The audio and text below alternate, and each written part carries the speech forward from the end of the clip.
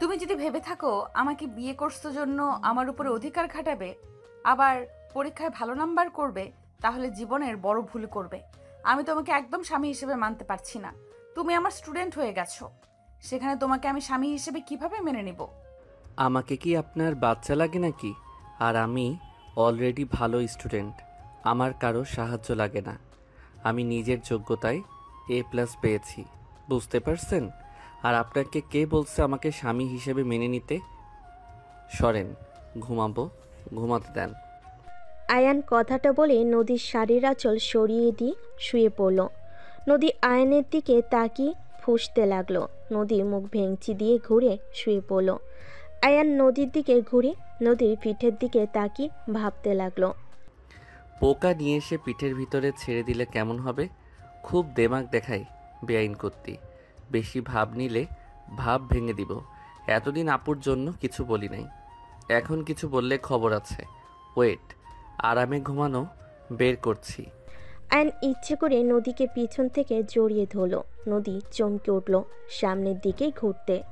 আয়ান নদীর বুকে মাথা দিয়ে ঘুমানোর ভান করতে লাগলো। নদী আয়ানকে সরিয়ে দেওয়ার চেষ্টা করতে লাগলো। আয়ান একটু নড়ে আরও শক্ত করে জড়িয়ে ধরল। নদী রেগে বলল, তুমি কি জেগে আছো নাকি? ইচ্ছে করে আমাকে জড়িয়ে ধরছো নাকি? আয়ান, ছাড়ো বলছি।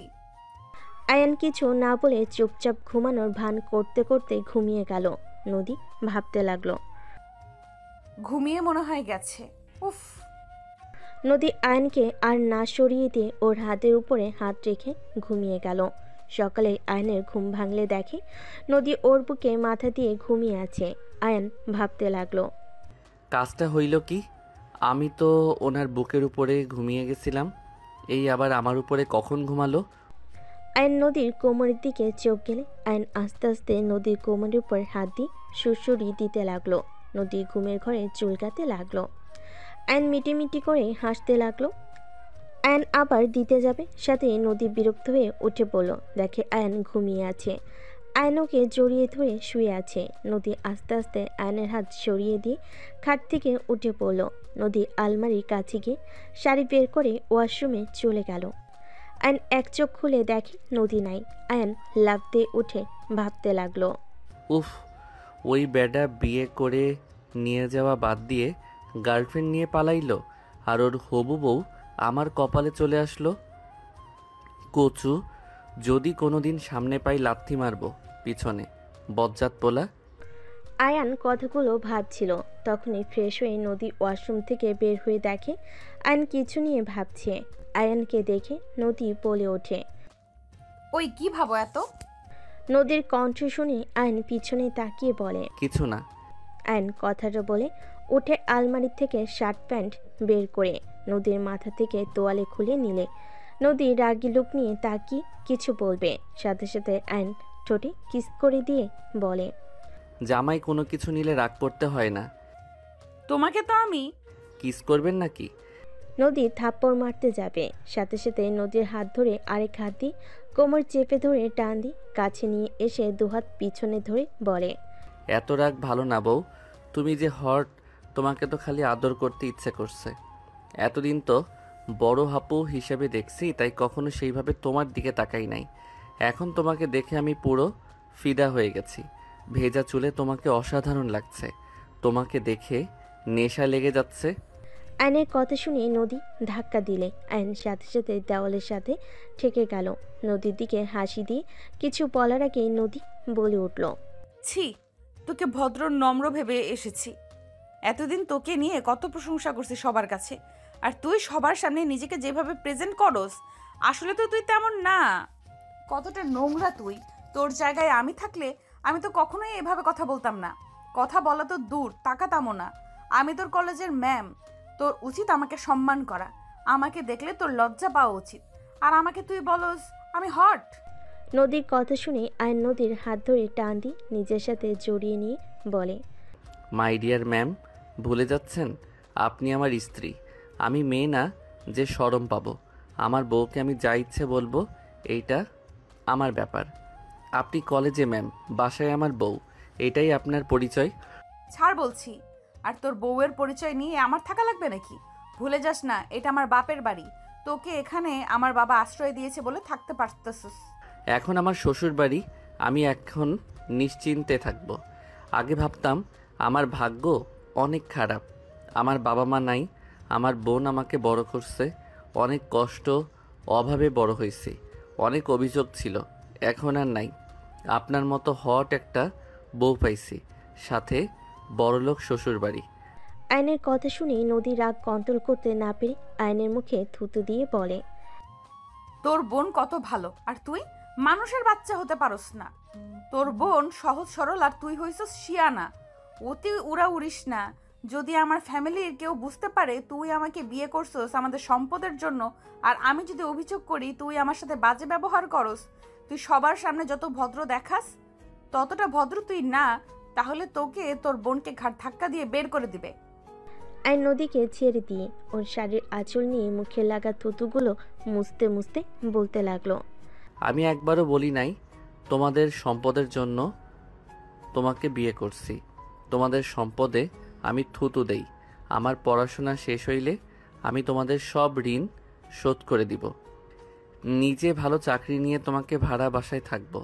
আস্তে আস্তে টাকা জমিয়ে নিজস্ব বাড়ি করব। আয়ন কথাগুলো বলে ওয়াশরুমে চলে গেল। আয়ন গোসল করে জামা কাপড় পরে নিল। ওয়াশরুম থেকে বের হয়ে রেডি হয়ে নিচে চলে গেল। সবাইকে সালাম দিল। আয়নের সালামের উত্তর নিল সবাই। নদীর ছোট বোন তুলি বলে উঠল, আরে বেয়াই, আপনাকে তো দেখি আজকে বেশি কিউট আর হ্যান্ডসাম লাগছে। তুলির কথা শুনে নদীর ভাবি রূপা বলে ওঠে, আরে লাগবে না আবার, আমার ননদের আদর পেয়ে সুন্দর হয়ে যাচ্ছে। রূপার কথাগুলো শুনে সবাই হাসতে লাগলো। আয়ন লজ্জায় মাথা পিছনে দিয়ে বলতে লাগলো, না মানে, আচ্ছা ভাবি আপু কোথায়? আয়ান, আপু আমি কি আজকে কলেজে যেতে পারবো নাকি কোনো কাজ আছে? আরে ভাই, নতুন বিয়ে করছো, বউকে সময় দাও, কলেজে গিয়ে কি হবে? হ্যাঁ ভাবি বাজে কথা বলেন না। আমি আয়ানকে কখনোই স্বামী হিসেবে মানব না। আমি সবাইকে বলে রাখলাম আয়ানকে কোনোদিন স্বামী হিসেবে মানব না, তাই আমার সাথে জড়িয়ে ওর বিষয়ে কোনো কথা কেউ বলবে না। নদীর কথা শুনে নদীর আব্বু আম্মু কিছু বলবে তার আগে নদী বের হয়ে গেল। নদীর আম্মু রেগে বলে, দেখলে তোমার মেয়ের কি দেমাক, ওকে যে আয়ান বিয়ে করেছে তাই কথা না, আর সেখানে কত বড় কথা বলল, আয়ানকে স্বামী হিসাবে কখনোই মেনে নেবে না। আর কেউ কিছু বলবে তার আগেই আয়ন নদীর আম্মুর দু কাঁধে হাত দিয়ে ধরে বলে, উফ আন্টি রাগ করেন না, আপনার মেয়েকে পটানোর দায়িত্ব আমার। এমনভাবে পটাবো দেখবেন তখন নিজের মুখে আমাকে স্বামী হিসেবে পরিচয় দিবে। আয়ান, নদীর সাথে পাকনামি যেন করতে যাস না। ওর মাথা ঠান্ডা হলে সব ঠিক হয়ে যাবে। তুই ছোট, তোর সাথে বিয়ে দিয়েছি তাই রাগ করেছে। এখানে যে কেউ রাগ করবে। বৌমা, তুমি সবসময় নদীর হয়ে কথা বলবে না তো? তোমাদের দুজনের আদর পেয়ে পেয়ে এত বড় কথা বলার সাহস পেল। আম্মু ক্ষমা করবেন, আমার কথায় যদি কষ্ট পান। আম্মু, নদীর জায়গায় যে কেউ থাকলে রাগ করতো। আপনারা হঠাৎ করে আয়ানের সাথে বিয়ে দিলেন, বিষয়টা নদী মেনে নিতে পারছে না, তাইও রেগে আছে। কেন, তোমার ভাই কি ভালো ছেলে না? ওই কি খারাপ ছেলে নাকি যে তোমার ননদ এত বড় কথা বলবে? আম্মু, নদীকে কিছু সময় দেন, আর যত বলুক, স্বামী স্ত্রীর সম্পর্ক পবিত্র থাকতে থাকতে এমনিতেই ভালোবাসা তৈরি হয়ে যাবে। এখন ওই ছোট, আর আয়ানও তো নদীকে বড় আপু বলে ডাকতো, আয়ানকেও নদী তো ছোট ভাইয়ের মতো দেখতো। সেখানে হুট করে স্বামী হয়ে গেলে বিষয়টা লজ্জাজনক ব্যাপার। আমি কিছু বলবো না, তোমরা যা ইচ্ছে করো। নদীর আম্মু রাগ করে চলে যেতে নিবে। আয়ন দৌড়ে নদীর আম্মুর রুমে চলে গেল। নদীর আম্মু খাটের উপর বসলে আয়ন হাঁটু গেড়ে বসে হাত ধরে বলে, আন্টি আপনি এমনভাবে থাকলে কিন্তু আমার ভালো লাগে না। আপনি এইসব নিয়ে চিন্তা করবেন না তো, আমি ওনার মনে জায়গা করে নিবই, আর যা করা লাগবে আমি সব করব। আর সত্যি বলতে আমারও প্রথমে অনেক লজ্জা লাগছিল। ছেলে মেয়ের ভালো করতে গেলে আমরা বাবা মা খারাপ হয়ে যায়। আন্টি এইটা কি বলেন? ভাইয়া আপুরা আর উনিও আপনাদের দুইজনকে অনেক ভালোবাসে। ওনার রাগ হয়েছে তাই এমনভাবে কথা বলছে। আপনি শুধু শুধু রাগ করছেন, দেখেন, আপনি আর আঙ্কেল হুট করে আমাকে বিয়ের কথা বলেন, আমি রাজি হইতে চাই নাই। আপনার মুখের দিকে তাকিয়ে আমি রাজি হয়ে যাই। দুইজনের সময় দরকার। আচ্ছা আন্টি, আমার ফোনটা বাজছে। আয়ন উঠে ফোনটা রিসিভ করে ওর ফ্রেন্ডদের সাথে কথা বলা শেষ করে নদীর আম্মুকে কিছুক্ষণ বুঝিয়ে আয়ন রুম থেকে বের হয়। আগের রুমে গিয়ে ব্যাগ নিয়ে বের হইলে আয়নের দুলাভাই আশিক বলে উঠল, আয়ান, গাড়ি ভাড়া নিয়ে যাও। ভাইয়া ভাড়া আছে, ওনার বিয়েতে তো অনেক টাকা উঠছে, ওইগুলো আছে। ও আচ্ছা, আসো, কলেজে নামিয়ে দিয়ে অফিসে যাব। আপনার আবার লেট হয়ে যাইতে পারে, আপনি যান, আমি গ্যারেজ থেকে সাইকেলটা নিয়ে চলে যাব। আচ্ছা, সাইকেল ঠিক করছো? জি, ঠিক করা হয়েছে। আয়ান ওর দুলাভাইয়ের সাথে কথা বলা শেষ করে বাসা থেকে বের হয়ে গেল। সামনে গ্যারেজ থেকে সাইকেল নিয়ে সোজা কলেজে চলে গেল। কলেজে ঢুকে সাইকেলের এক সাইডে রেখে হেঁটে যেতে লাগলো। নিচের দিকে তাকিয়ে থেকে রাকিবকে কল করতে করতে যেতে লাগলো। হঠাৎ কারোর সাথে ধাক্কা খেয়ে ফোন পড়ে যেতে নিবে, সাথে সাথে ক্যাচ ধরে ফেললো। সামনের দিকে তাকিয়ে দেখে নদী পড়ে আছে। আইন কিছু বলার আগেই কিছু স্টুডেন্ট দৌড়ে এসেছে। 3টা মেয়ে নদীকে ধরে তুলল। আর কয়েকটা ছেলে আয়নের মুখে ঘুষি মেরে বলে, তোর এত বড় সাহস, আমাদের ম্যামকে ধাক্কা মেরে ফেলে দিয়ে তাকিয়ে থাকোস। আয়নকে আরেকটা মারতে যাবে, সাথে সাথেই নদী বলে, এই ওকে ছাড়ো, ওই বুঝতে পারে নাই আমি তাড়াতাড়ি করে যেতে নিয়ে ধাক্কা লাগছে, যাও তোমরা। নদীর কথা শুনে ছেলেগুলো আয়নকে ছেড়ে দিয়ে চলে গেল। আয়ন ঠোঁটের কাছে হাত দিলে দেখে রক্ত বের হচ্ছে। আয়ন কিছু না বলে রক্ত মুছতে লাগলো। হঠাৎ করে কয়েকজন এসে নদীকে সালাম দিয়ে আয়নকে পিছন থেকে জড়িয়ে ধরে আয়নের ঠোঁটে রক্ত দেখে অবাক হয়ে বলে ওঠে, দোষ, তোর মুখে রক্ত? কিছু না, চলো ক্লাসে। আর কখন থেকে কল দিচ্ছি, ধরস না কেন? আয়নর বন্ধুদের সাথে মিলে ক্লাসে ঢুকে পড়ল। নদীও আয়নের ক্লাসে চলে গেল। নদীকে দেখে সবাই দাঁড়িয়ে সালাম দিল। নদী ক্লাসের ভিতরে এসে সবাইকে নিজের পরিচয় দিয়ে সবার থেকে পরিচয় নিতে লাগলো। আয়নের কাছে গেলে আয়ান দাঁড়িয়ে বলে, আমার নাম আয়ান। নাইস নেম, বসো। নদী ক্লাস শুরু করতে লাগলো। আয়ন নদীকে মুগ্ধ নয়নে তাকিয়ে থেকে দেখতে লাগলো। নদী মাঝে মাঝে আয়নের দিকে তাকালে আয়নের চোখে চোখ পড়তেই নদী চোখ সরিয়ে নিয়ে ক্লাস করতে লাগলো। নদী ক্লাস শেষ হইলে চলে গেল। রাকিব বলে ওঠে, আয়নর বন্ধুদের নিয়ে ক্লাস থেকে বের হয়ে মাঠের ভিতরে গিয়ে ফুচকাওয়ালা মামার কাছে গিয়ে ফুচকা অর্ডার দিয়ে সবাই বসে থেকে আড্ডা দিতে লাগলো। সবার সাথে ফুচকা খাওয়া শেষ করে সবাই মিলে ক্লাসে চলে গেল। ম্যাম যেমন দেখতে তেমন পড়ানোর সিস্টেমটাই অসাধারণ। আচ্ছা বাহিরে চলো, তোদের ট্রিট দিব। আর বলিস কি, তুই আমাদের ট্রিট দিবি? হ্যাঁ চল, বেআইনের বিয়েতে টাকা পাইছি, ওইগুলো দিয়ে খাওয়াবো তোদের। বাহ বাহ, চল। 1:30 কলেজ ছুটি হইলে আয়নর বন্ধুদের সাথে বের হয়ে গেল। 3টার দিকে বাসায় আসলে আয়নের মুখে কাটা দেখে আতিয়া বলে ওঠে, আয়ান, কি হয়েছে? তোর ঠোঁটের কাছে কাটা কেন? কিছু না আপু। কয়েকটা ছেলের খুশি খেয়েছে ভাবি। নদীর কথা শুনে সবাই অবাক হয়ে বলে, কি আয়ান, কি করছোস যে তোকে ওরা মারলো? তুই কি ক্ষতি করেছিলি ওদের? তোর অনেক সাহস বেড়ে গেছে, তাই না? আপু, আমি কিছু করি নাই। আতিয়া মারতে আসবে, সাথে সাথে নদী পানি খাওয়া শেষ করে বলে, ভাবি আমাকে ধাক্কা দিয়ে ফেলে দিয়েছিল, তাই আমার স্টুডেন্টরা ওকে মারছে। কোনো স্টুডেন্টের সামনে শিক্ষিকাকে অসম্মান করলে কি ছেড়ে দেবে নাকি? কি, ওই তোমাকে ধাক্কা দিয়েছিল? আয়ান, আমি তোকে এই শিক্ষা দিয়েছি? নিজের স্ত্রী সব স্টুডেন্টের সামনে ধাক্কা দিয়ে ফেলে দিয়ে অসম্মান করস? তোর লজ্জা লাগে না? আয়ন আতিয়ার কথা শুনে আতিয়াকে কিছু বলবে, তার আগে আয়নের গালে থাপ্পড় বসিয়ে দিল। আয়ন গালে হাত দিয়ে নদীর দিকে তাকিয়ে থাকলো। নদীর সোফা থেকে উঠে না দেখার ভান করে রুমে চলে গেল। আয়নকে আরও মারতে যাবে। আয়ন দুহাত দিয়ে মাঠ থেকে বাঁচার চেষ্টা করতে লাগলো। নদীর আম্মু বলে ওঠে, বৌমা থামো, ওকে কেন মারছো? তোমার ননদ ভালো মানুষ নাকি? আয়ান, সত্যি করে বলো তো কি হয়েছিল? আর তুমি হঠাৎ করে ওকে ধাক্কা কেন দিয়ে ফেললে? আন্টি, বিশ্বাস করেন, আমি ইচ্ছে করে কিছু করি নাই। আমি রাকিবকে কল দিতে দিতে হাঁটছিলাম, হঠাৎ করে উনি সামনে আসলো, ধাক্কা লেগে উনি পড়ে যায়। তারপর তারপর সব খুলে বলে রূপা বলে, শুধু শুধু আয়ানকে মারলে আফা? আয়ান যাও রুমে গিয়ে ফ্রেশ হয়ে নাও। আয়ন সোজা নদীর রুমে চলে গেল। নদী আয়নের দিকে তাকিয়ে থেকে ভিলেন মার্কা হাসি দিল। আয়ন কিছু না বলে ব্যাগ টেবিলের উপর রেখে আলমারি থেকে শার্ট প্যান্ট নিয়ে ওয়াশরুমে চলে গেল। গোসল করে বের হলে শার্ট প্যান্ট বারান্দায় মেলে দিল। আয়ন বারান্দায় দাঁড়িয়ে থেকে পাশের বারান্দার মেয়েটার দিকে তাকাতেই মেয়েটা বলে, হাই আয়ান, কেমন আছো? আলহামদুলিল্লাহ, তুমি কেমন আছো? এই তো আলহামদুলিল্লাহ। বউ কই তোমার? শুয়ে আছে। ও আচ্ছা, সন্ধ্যার দিকে ছাদে এসো। আয়ন মেয়েটাকে কিছু বলবে তার আগে নদী পিছনে দাঁড়িয়ে রাইসার দিকে রাগী লোক নিয়ে তাকাতেই রাইসা চলে যেতে নিলে আয়ন বলে, ওই এখন চলে যাচ্ছ কেন?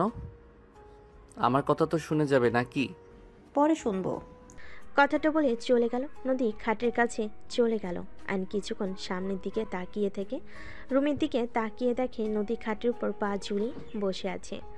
আইন রুমে গিয়ে নদীর পাশে বসে আস্তে করে চুলের খোপাটা খুলে দিলে নদী রাগী লোক নিয়ে তাকাতে আইন সাথে সাথে অন্যদিকে তাকিয়ে থেকে বলতে লাগলো, কাউকে চুল ছেড়ে দিয়ে থাকলে বেশি সুন্দর লাগে, বাতাসে উঠলে আরো সুন্দর লাগে। আমার মাথার চুল ছেড়ে দিতে বলছি তোমাকে। কই না তো। তাহলে খুললে কেন? দেখতে মন চাইলো তাই। আচ্ছা শোনো, তুমি কি তখন ব্যথা পেয়েছিলে? মানুষ জন্য কিছু বলি নাই। ব্যথা পাইলে কি আর না পাইলেই কি? পাইছো নাকি সেইটা বলো। পাইছি, কি করবি? কোথায় দেখি? কোমরে আর হাতে একটু পেয়েছি। কানার মতো করে হাঁটো। আইন নদীর হাত নিয়ে দেখতে লাগলো। আইনের কাছ থেকে হাত নিয়ে বলে, ছাড়ো। দেখি হাতটা কোথায় পাইছো, দেখা তো যাচ্ছে না। ছাড়ো বলছি। তোমার দেখতে হবে না।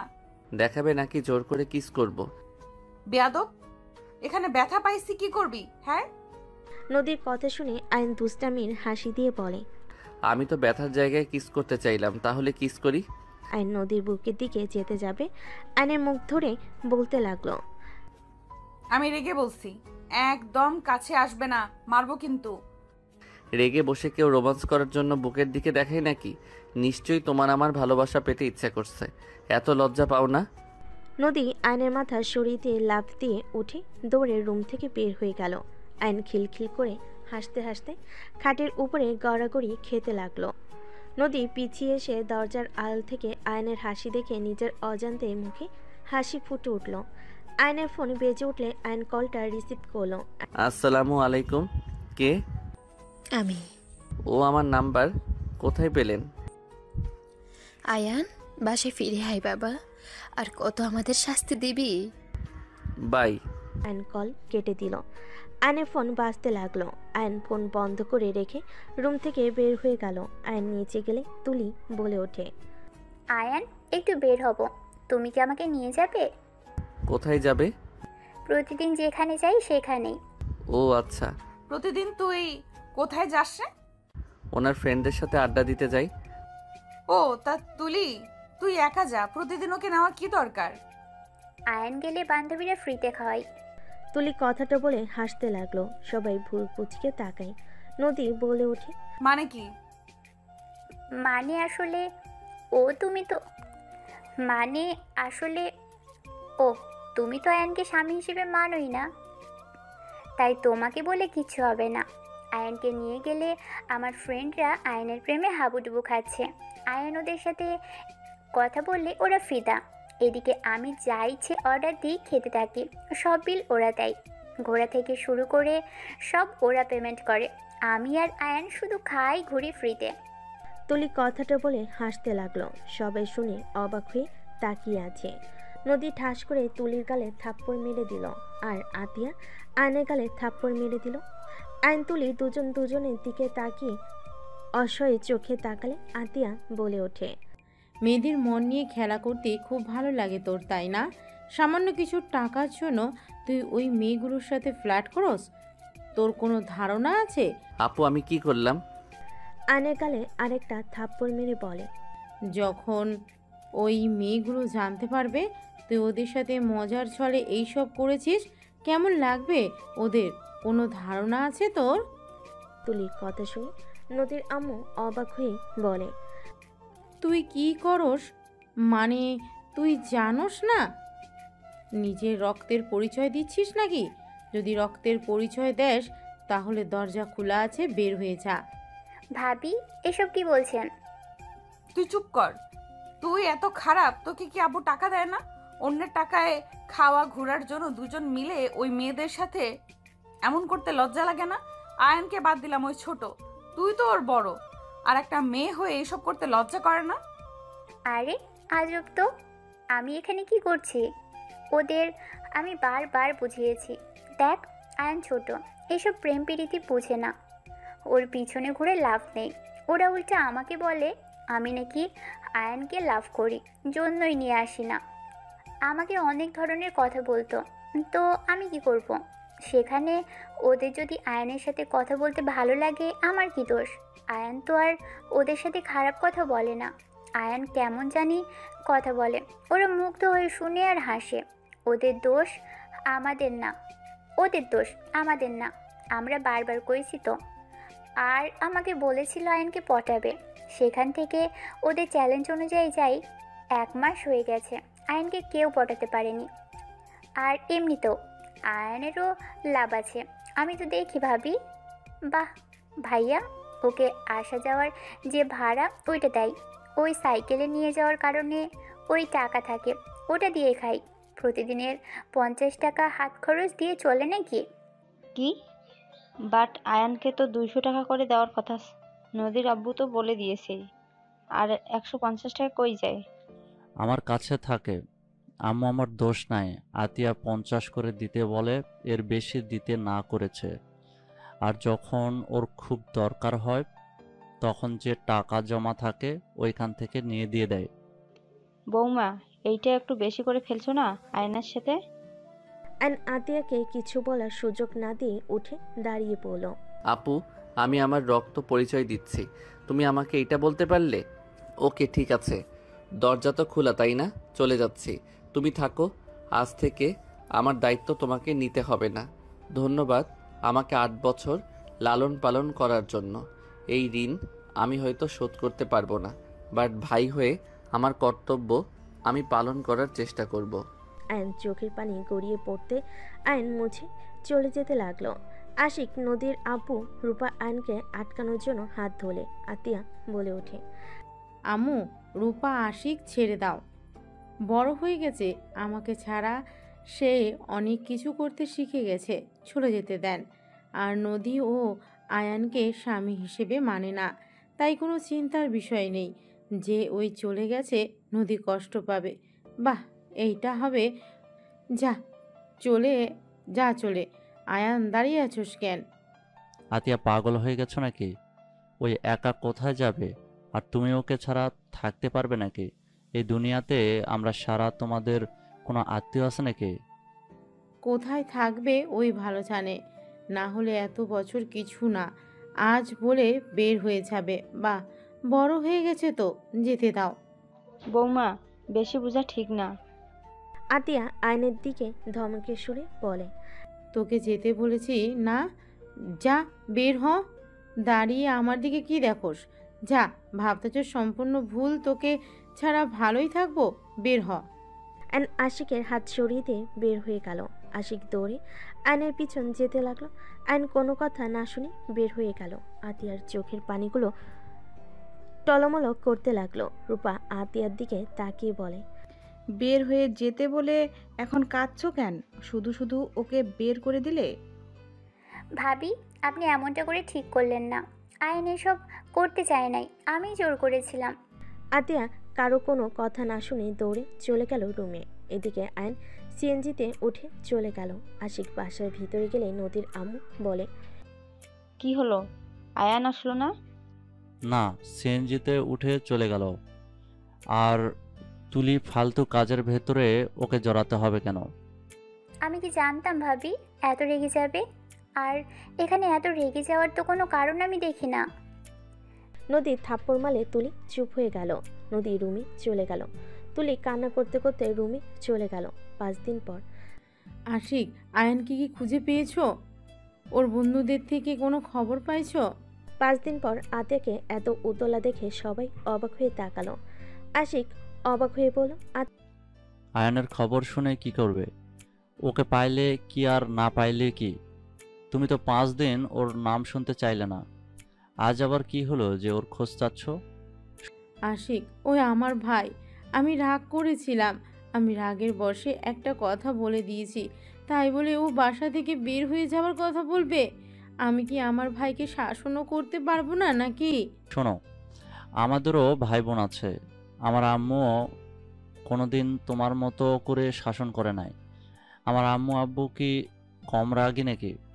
তুমি আয়ানকে যে পরিমাণ শাসনে রাখতে, তারপরও কোনোদিন তোমার মুখের উপরে কিছু বলে নাই। ওকে যেভাবে বলো সেইভাবে চলে। ওই ছোট মানুষ তুলির সাথে মিলে একটু মজা করছে, তাতে তুমি ওকে থাপ্পড় মারলে, বের হয়ে যেতে বললে। আমি বুঝলাম না, আমাদের ফ্যামিলি কোনো সমস্যা নাই আয়ানকে নিয়ে, তুমি এত রাগ শাসন কেন করো? তুমি বুঝবে না, অল্পতে খুশি থাকা ভালো, যেটা আমার ভাইকে আমি শিখিয়েছি। হ্যাঁ, আমি মানছি রাগের বশে আমি ওকে বকা দিয়েছি। ওর বোঝা উচিত ছিল আমি ওর ভালোর জন্য ওকে বকাগুলো দিয়েছি। ওই ছোট আর কত সহ্য করবে? এইটাই শাসন বলে না আতিয়া, পাগলামি বলে। আমার ছেলে মেয়েকে তুমি এত শাসন করতে পারবে না। ওরা বাসায় আসলে একদম ওদের উপরে এত শাসন চালাতে যাবে না, বলে দিলাম। Ashik, just shut up. Ashik, বৌমার সাথে ঝগড়া করিস না। তুই কি আয়ানের খোঁজ পেয়েছোস? নদী, ওই কি কলেজে আসে না? না, আমি খুঁজেছি, ওকে পাই নাই। ওর ফ্রেন্ডদের জিজ্ঞেস করলে বলে কিছু জানে না। ও সম্পর্কে বেশি ঘাটলে নানা ধরনের প্রশ্ন করবে, তাই আর কিছু বলি নাই। ওর ফ্রেন্ডদের তুমি চেনো নদী? বাট বাসা কই তা জানি না। মনে হয় বস্তির ওইদিকে হবে। ওদের ওইদিকে কয়েকবার যেতে দেখেছি। উফ, কেন যে রাগ দেখাতে গেলাম, ফোনটাও নেয় নাই। আতিয়া কান্না করতে লাগলো। রূপা আতিয়াকে ধরে হঠাৎ করে আতিয়ার কল বেজে উঠল। আয়নের ফোন দেখে কল এসেছে। আতিয়া তাড়াতাড়ি ফোনটা রিসিভ করলো। আসসালামু আলাইকুম, কে? ওয়ালাইকুম আসসালাম আতিয়া। ও আপনি? দেখেন, আয়ানকে আপনারা যদি নিয়ে যেয়ে থাকেন তাহলে আমার ভাইকে ফিরিয়ে দেন। আমার ভাইকে ছাড়া আমি থাকতে পারবো না। আমার ভাইকে ফিরিয়ে দেন। আতিয়া, এসব কি বলছো? আয়ান তোমার কাছে নাই? আপনি এমন অবাক হচ্ছেন, আপনারা ওকে নিয়ে গেছেন। আতিয়া, এসব কি বলো? আয়ানকে আমরা নিয়ে আসি নাই। আমরা তো লন্ডন, আমরা কিভাবে নিয়ে আসবো? আয়ানকে নিয়ে যাওয়ার জন্য এসেছিলাম, আয়ান আসে নাই। তোমার সাথে কথা বলারও সুযোগ দেয় নাই। সত্যি আপনারা ওকে নেন নাই? তুমি নাম্বারটা দেখো। আতিয়া নাম্বারের দিকে তাকিয়ে দেখে বাহিরের দেশের নাম্বার। আতিয়া কান্না করতে করতে বলে, ওকে রাখছি। আয়ান কোথায়? ওর কি হয়েছে? তুমি ঠিক আছো আতিয়া? আয়ানের সাথে কিছু হয়েছে তোমার? আতিয়া, কথা বলো। আতিয়া ফুপিয়ে ফুপিয়ে কান্না করতে করতে বলে, জানি না, আমার উপরে রাগ করে বের হয়ে গেছে। আজ 5 দিন ওর কোনো খোঁজ খবর নেই। আতিয়ার কথা শুনে আয়নের আম্মু থমকে গেল। আয়নের আম্মু বলে, কি বলছো? আমি সেই দিন কথা বললাম, ওই আমার ফোন কেটে দিয়ে ফোন বন্ধ করে দিয়েছিল। ওর বন্ধুদের সাথে যোগাযোগ করো, আমি মানুষ লাগিয়ে দিচ্ছি, তুমি কান্না করো না। আপনার সাহায্য আমার লাগবে না। আমি আমার ভাইকে একা খুঁজে নিয়ে আসব। আর আপনি আমার ভাইকে কেন কল দেন? আপনাকে কতবার বলেছি আমার ভাই আমার সাথে যোগাযোগ রাখার চেষ্টা করবেন না। আতিয়া, কেন এমন করছো? আমাদের কি ক্ষমা করা যায় না? আজ 9 বছর হয়ে গেল তোমরা দুইজন আমাদের থেকে দূরে। আমরা তো তোমার বাবা মা, কেন এমন করছো? তোমার আব্বুর ভুলের জন্য শেষ তো শাস্তি পেয়েছে। চুপ করেন, আপনাদের কথা আমি শুনতে চাই না। আমার ভাইকে আমি ফিরিয়ে নিয়ে আসব। আমি আমার ভাইয়ের উপর আপনার হাজবেন্ডের আর আপনার বড় ছেলের ছোঁয়াও পড়তে দিব না। Just hate you. আয়নের আম্মুকে কিছু বলতে না দিয়ে কল কেটে দিয়ে রাগে বসে ফোন আঁচার দিয়ে ভেঙে ফেলল। আতিয়ার এমন রাগ দেখে সবাই চমকে গেল। আতিয়া ওর ফোন বের করে একজনকে কল দিয়ে বলল, আসসালামু আলাইকুম, আমি আতিয়া। ওয়ালাইকুম আসসালাম। চাচ্চু, তুমি কোথায়? আমি যেখানে থাকার সেখানে আছি। আপনি আমাকে সাহায্য করতে পারবেন? কি হয়েছে চাচ্চু, কান্না করছো কেন? আমি আয়ানের পিক আপনাকে দিচ্ছি। 2 ঘন্টার ভিতরে ওকে খুঁজে বের করে দিবেন। কি হয়েছে আয়নের? আমার সাথে ঝামেলা হয়েছিল, রাগ করে চলে গেছে। 5 দিন ধরে ওর কোনো খোঁজ পাচ্ছি না। আমার যতটা ধারণা ও এই এলাকায় আছে। ওর কাছে বেশি টাকা নাই যে বাইরে যাবে। ঠিক আছে, কান্না করো না, আমি দেখছি। আতিয়া কথাগুলো বলে ফোন কেটে দিল। আয়নের পিক পাঠিয়ে দিল। আতিয়া নিচ থেকে সিম ভেঙে ফেল। আশিক বলে ওঠে, কাকে বললে যে 2 ঘন্টার ভেতর আয়ানকে বের করে দেবে? এইটা কিভাবে সম্ভব? আমরা 5 দিন ধরে খুঁজে যাচ্ছি, পাচ্ছি না। আর আয়ানের ফোনের সিম ভেঙে কেন ফেললে? এই সিম ফোনের কোনো দরকার নেই। আর যাকে বলেছি তার উপরে আমার বিশ্বাস আছে। আতিয়ার ফোন বেজে উঠলে আতিয়া কল রিসিভ করতেই আয়ান বলে ওঠে, আপু, ওরা আমাকে ধরে নিয়ে এসেছে। আপু আমাকে যেতে দিচ্ছে না। তুই বল আপু, বাসায় যেতে বলেছে। আয়ন কিছু বলার আগেই চাচ্ছু ফোন রিসিভ করে বলে, আতিয়া, আয়ান আজকে আমাদের কাছে থাক। তোমার আম্মুরা কাজিনরা ওকে যেতে দিবে না। আয়নকে আসতে দেন, ওই পরে গিয়ে ঘুরে আসবে। তুমি এখানে আসো। ভাই। আতিয়া কল কেটে দিল। আয়নের ফোনগুলো সিম সব টুকরো টুকরো তুলে ডাস্টবিনে ফেলে দিয়ে রান্নাঘরে চলে গেল। নদীর আম্মু আশিককে বলল, বৌমা আমাদের থেকে মনে হয় কিছু লুকাচ্ছে। ওর কথা বলার ধরন চেঞ্জ হয়ে গেছে। 2 ঘন্টার ভিতরে একটা মানুষকে কিভাবে খুঁজে বের করবে? আমিও বুঝতে পারছি না, এমন সরল নরম কণ্ঠে মানুষ কিভাবে এভাবে কথা বলতে পারে। রাগের চটে ফোন ভেঙে ফেললো। সবাই টুকটাক কথা বলতে লাগলো। 3 ঘন্টা পর কলিং বেল বাজার শব্দ হলো। কাজের লোক দরজা খুলতে চলে গেল। আইন ভিতরে ঢুকলো। সবাই অবাক হয়ে গেল।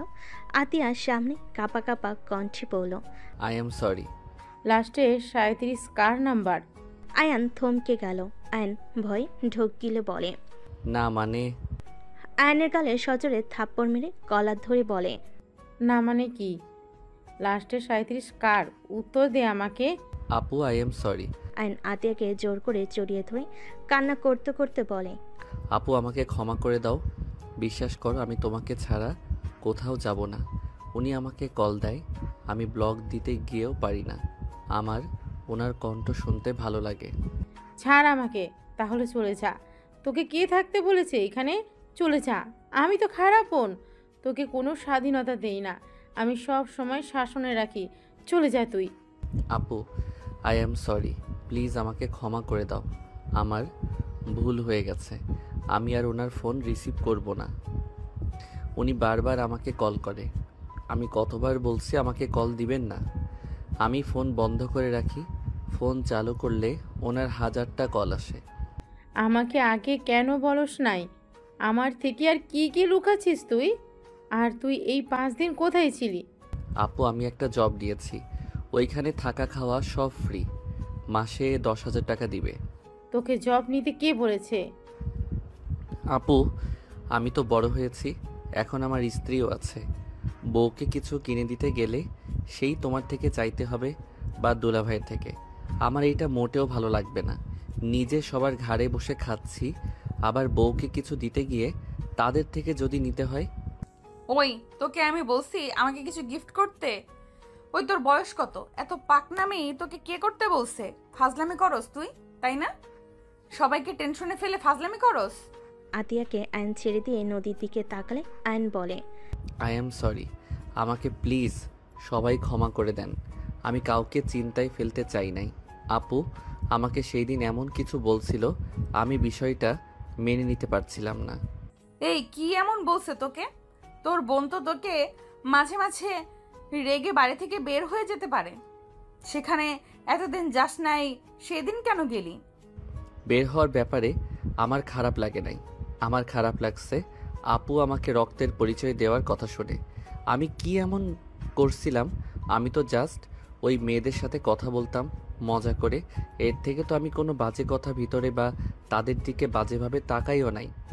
রুমে যা। আমার রাগ আরো বাড়ছে কিন্তু তোর উপরে। যাচ্ছি।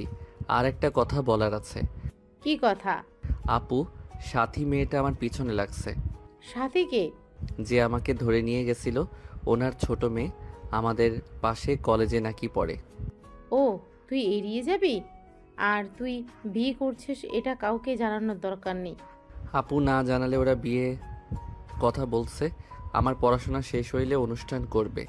আর ইন্টার পরীক্ষা দেওয়ার পরে আমাদের নাকি বিয়ে পড়িয়ে রাখবে। আমি কথা বলে নিব, তুই যা রুমে। কে বিয়ে পড়াবে? আসলে তোমাদের বড় ভাই বোনের মাঝে চলছেটা কি? তোমাকে কে কিডন্যাপ করেছিল? আমু, কিডন্যাপ না, আমি যাকে বলেছিলাম সেই ওকে খুঁজে নিয়ে গেছিল। ও আরেকটা কথা আপু, রূপা মেয়েটা নাকি ভাবি হয়। আঙ্কেলের কোম্পানির শেয়ারে যে মেয়েটা আছে উনি। কি? হুম। সব ঝামেলা একসাথে আসা লাগবে? রূপা ম্যাম তোমার ভাবি হয় মানে কি বলো এসব? ওনার সাথে তোমাদের সম্পর্ক হওয়ার তো দূর, ওনাদের তো অনেক বড় বিজনেস আছে, ওনার শ্বশুর শাশুড়ি সব লন্ডন থাকে, উনি বছরের একবার আসে, ওনাদের সাথে তোমাদের সম্পর্ক থাকার কোনো ভাবে সম্ভব না। ওর কথা রাখো তো, ও তো বড় মাপের মানুষদের সাথে আমাদের কি সম্পর্ক হবে? সাথী ওর বড় বোন রূপা, রূপার আব্বুকে আমি চিনি, উনি তো ভালো মানুষ, গরিবদের সাহায্য করে, সেখান থেকে পরিচয়। ও তাই বলো? আয়ন চলে গেল। আতিয়া নিজের রুমে চলে গেল। তুলি বলে ওঠে, দেখছো, সাথী আমাদের সাথে পড়ে, আমাদের ক্লাসে টপার, সেও ওর পিছনে লেগেছে। শুধু আপু আয়নের মর্ম বুঝলো না। Just shut up. নদী ধমক দিয়ে চলে গেল। আয়ন গোসল করে পোশাক পরে খাটের পর বসতেই নদী বলে ওঠে, বড়লোক বউ পেয়ে যাচ্ছিস, তোর তো মনে হয় খুশিতে আজ ঘুম হবে না। বাজে কথা বলো না। চকলেট খাবে? তোর চকলেট তুই খা। আমার শার্ট দিয়ে নাক পরিষ্কার করছিলেন নাকি? একটা শার্টের অবস্থা খারাপ। হো, ঠান্ডা লাগছে দেখে তো মনে হয় না। কান্না করছেন নাকি? হি হি, আমার বউ আমাকে একটু হইলেও ভালোবাসে। চুপ কর, কে তোকে ভালোবাসে? হ্যাঁ, আয়নের সামনেই আঙ্গুল তুলে কথাগুলো বলতেই আয়ন সাথে সাথে নদীর হাত ধরে টান দিয়ে কোলে বসিয়ে দিয়ে পিছন থেকে জড়িয়ে ধরে ঘাট থেকে চুল সরিয়ে কিস করলে নদী কেঁপে উঠল। নদী নিজেকে ছাড়ানোর চেষ্টা করতে লাগলো। আয়ন নদীর পেটে হাত দিয়ে নিজের সাথে চেপে ধরে বলল, ভালোবাসো মুখে বললে কি সমস্যা? হ্যাঁ, আমি তোকে ভালোবাসি না, ছাড় বলছি। আয়ন নদীকে টান দিয়ে খাটের উপর ফেলে দিয়ে দুই হাত খাটের সাথে চেপে ধরে মুখের কাছে নিয়ে যেতে নিলে নদী নিজেকে ছাড়ানোর চেষ্টা করতে লাগলো। আয়নের নিঃশ্বাস যত মুখের উপর পড়তেছে নদী কেঁপে উঠতে লাগলো। আয়ন ঠোঁটের কাছে গেলে নদীর ঠোঁট জোড়া কাঁপতে লাগলো। আয়ন ঠোঁট জোড়া নিজের দখলে নিয়ে নিল। নদীর চোখ বন্ধ করে ফেলো। আয়ন নদীর ঠোঁট জোড়া নিজের দখলে নিয়ে নিল। নদীর নিঃশ্বাস ঘন হতে লাগলো। আয়ন আস্তে আস্তে নদীর শাড়ির আঁচলে হাত দিয়ে সরিয়ে দিতেই হঠাৎ করেই নদীর ফোন বেজে উঠল। নদীর ধাক্কা দিয়ে সরিয়ে দিয়ে শাড়ির আঁচল ঠিক করে ফোন হাতে নিয়ে বারান্দায় চলে গেল। আয়ন ভুরু কুঁচকে তাকিয়ে বিড়বিড় করে বলতে লাগলো, শালা কল দেওয়ার সময় পেল না। আয়ন কথাটা বলে উঠে পড়তে বসলো। আয়ন পড়াশোনায় মনোযোগ দিতে লাগলো। নদী কথা বলা শেষ করে পিছনে ঘুরে আয়নের দিকে তাকিয়ে থেকে বারান্দা থেকে বের হয়ে ল্যাপটপ নিয়ে খাটে বসলো। আয়নের ফোনের কথা মনে পড়তেই আয়ন পিছনের দিকে ঘুরে তাকিয়ে বলল, বউ, আপু কি আমার ফোনটা নিয়ে নিয়েছে? ভেঙে ফেলছে, ফোন সিম দুইটাই। নদীর কথা শুনে আয়নের মন খারাপ হয়ে গেল। আয়ন আর কিছু না বলে চুপচাপ পড়তে বসলো। নদী আয়নকে দেখে বলল, এই সত্যি করে বলো তো, তোমরা ভাই বোন আমাদের থেকে কি কিছু লুকাচ্ছ নাকি? কি লুকাবো? আমার মনে হয় কিছু লুকাচ্ছ। লুকাচ্ছি। আপনাকে লাভ করি, আপনি বোঝেন না। ফালতু। নদী আর কিছু না বলে কাজ করতে লাগলো। আয়ন পরে মনোযোগ দিতে লাগলো। রাতে সবাই খেতে গেল। আয়ন খাবার খেতেই নদীর পাশে বসলো। আতিয়া সবাইকে খাবার দিতে লাগলো। আয়নকে খাবার দিলে আয়ন নিচের দিকে মাথা দিয়ে চুপচাপ খেতে লাগলো। হঠাৎ করে আতিয়ার দিকে তাকালে আতিয়া বলে ওঠে, কিছু বলবি নাকি? না। তাহলে বারবার তাকাচ্ছিস কেন? আয়ন কিছু না বলে খেতে লাগলো। আয়ন আতিয়ার দিকে তাকিয়ে বলে, আপু আমার খেতে ইচ্ছে করছে না। কেন, কি হয়েছে? কিছু না, আমি খাবো না, গলা দিয়ে ভাত নামছে না। আয়নের কণ্ঠটা কান্নামাখা হইলে আতিয়া বলে ওঠে, আর 1 মাস আছে কুরবানি ঈদের, তখন আমি তোকে ছেড়ে দিব। এই 1 মাস এখানে থাক।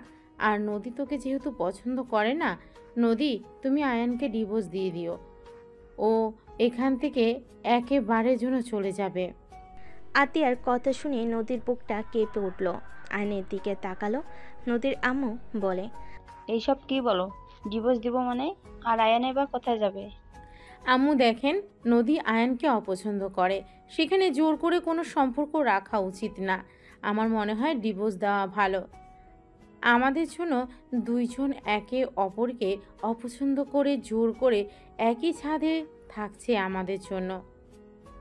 আমরা এইটা হতে দিতে পারি না। মেয়েদের স্বাধীনতা বলে একটা কথা আছে। একটা জিনিস বুঝলাম না, তুমি সব সময় মেয়েদের হয়ে এত কথা কেন বলো? মেয়ে হয়ে কি আমাদের কোনো স্বাধীনতা থাকবে না নাকি? বিয়ে সারা জীবনের ব্যাপার। সেখানে নদী আয়নকে সহ্য করতে পারছে না, সেখানে বাধ্য হয়ে আয়নের সাথে থাকার কোনো মানে হয় না। দুজনের জীবন নষ্ট। আমারও তাই মনে হয়, ওদের বাধ্য হয়ে সম্পর্কে রাখা উচিত না। দুজন চুপ করবে। খাবার খেতে দিবে নাকি উঠে চলে যাব? আতিয়া বসল, সবে খাবার খেতে লাগলো। আয়ন অল্প খেয়ে উঠে চলে গেল।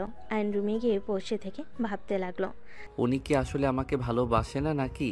একটা কথাও বলল না আপু, যে ডিভোর্সের কথা বলল কিছু বলল না, চুপচাপ কথাগুলো শুনলো। ওকে ডিভোর্স দিলে আমিও দিব।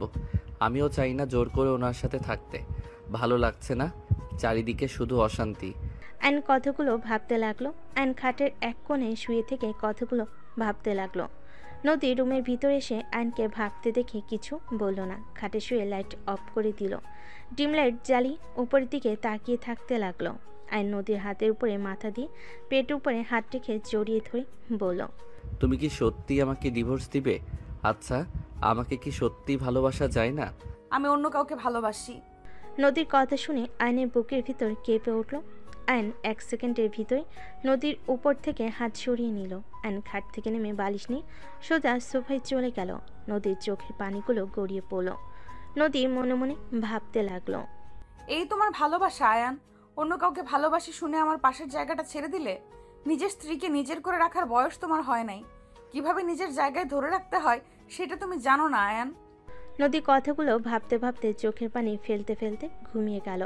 আয়ন এপাশ ওপাশ হতে লাগলো। আয়ন ভাবতে লাগলো, আমাকে ভালো না বাসলে আমি ছিলাম না দেখে আমার শার্ট জড়িয়ে কেন কান্না করছে? আর সত্যি কান্না করছে নাকি আমার ভুল ধারণা? আমি কাছে গেলাম, আমাকে শুধু মুখে বলল সরে যেতে। কই প্রথমের মতো তো জোর করে সরিয়ে দেওয়ার চেষ্টা তো করলো না। উফ, মেয়ে মানুষকে বোঝা বড্ড কঠিন। আমার বোন একটা আছে, এত পেঁচালো কেন এই মেয়ে মানুষ, ধ্যাত ভালো লাগে না। আয়ন কথাগুলো বলে ঘুমিয়ে গেল। সকালে ঘুম ভাঙলে নদী আয়নের দিকে কিছুক্ষণ তাকিয়ে থেকে ওয়াশরুমে চলে গেল। আয়নের ঘুম ভাঙলে খাটের দিকে তাকিয়ে দেখে নদী নাই। আয়ন উঠে ওয়াশরুমের দিকে তাকিয়ে বুঝলো ওয়াশরুমে গেছে। আয়ন উঠে বারান্দায় চলে গেল। বারান্দার গ্রিল ধরে দাঁড়িয়ে থাকতে লাগলো। হঠাৎ করে সামনে থেকে রাইসা বলে উঠল, গুড মর্নিং আয়ান, কেমন আছো? গুড মর্নিং, আলহামদুলিল্লাহ ভালো। তুমি কেমন আছো? আলহামদুলিল্লাহ। কাকির থেকে শুনলাম তুমি নাকি রাগ করে বের হয়ে গেছিলে।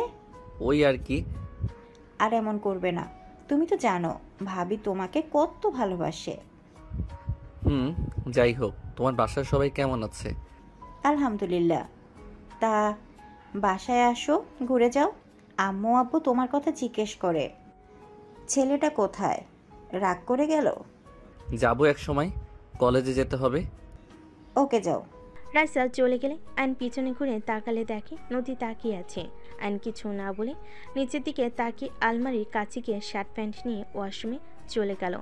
ফ্রেশ হয়ে পোশাক চেঞ্জ করে আয়ন বের হইল। ব্যাগ কাঁধে নিয়ে নিচে চলে গেল। আয়ন একজনকে দেখে অবাক হয়ে গেল। আয়ন বলে উঠল, খালা। আয়নের কণ্ঠ শুনে পিছনের দিকে মহিলাটা তাকাতেই আয়নকে বলল, কি বাবা তুমি আমাকে চেনো? MKH। আয়নের কথা শুনে রহিমা খালা অবাক হয়ে গেল। রহিমা খালা কাঁপা কাঁপা কণ্ঠে বলে উঠল, আয়ান। আয়ন দৌড়ে গিয়ে রহিমা খালাকে জড়িয়ে ধরল। সবাই অবাক হয়ে তাকিয়ে থাকতে লাগলো। আতিয়া রান্নাঘর থেকে বের হলে চমকে গেল। আয়নকে রহিমা খালা সারা মুখে চুমু দিতে লাগলো আর কান্না করতে করতে বলে, আয়ান আব্বু তুমি এখানে আছো? বড় মামুনি কোথায়? আপু।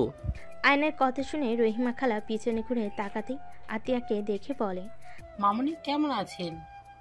ভালো, আপনি কেমন আছেন? আজ আমি অনেক খুশি তোমাদের দেখা পেয়ে। আয়ান বাবা কত বড় হয়ে গেছে, আমি তো চিনতেই পারি নাই। আমার বুক পর্যন্ত ছিল, আর এখন কত বড় হয়ে গেছে আমি চিনতেই পারি নাই। হি হি হি। MKH, তুমি কিন্তু আমার ছোট হয়ে গেছো। আমাকে সম্মান করবে।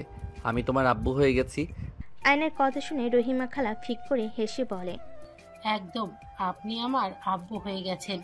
মামুনি, আপনি দয়া করে বাবুকে নিয়ে চলেন, আমি ওনাদের খবর দেই। খালা, দয়া করে এখানে কোনো ধরনের কথা তুলেন না। আয়ান, কলেজে যাচ্ছিস না? রহিমা, তুই ওদের দুজনকে চিনোস?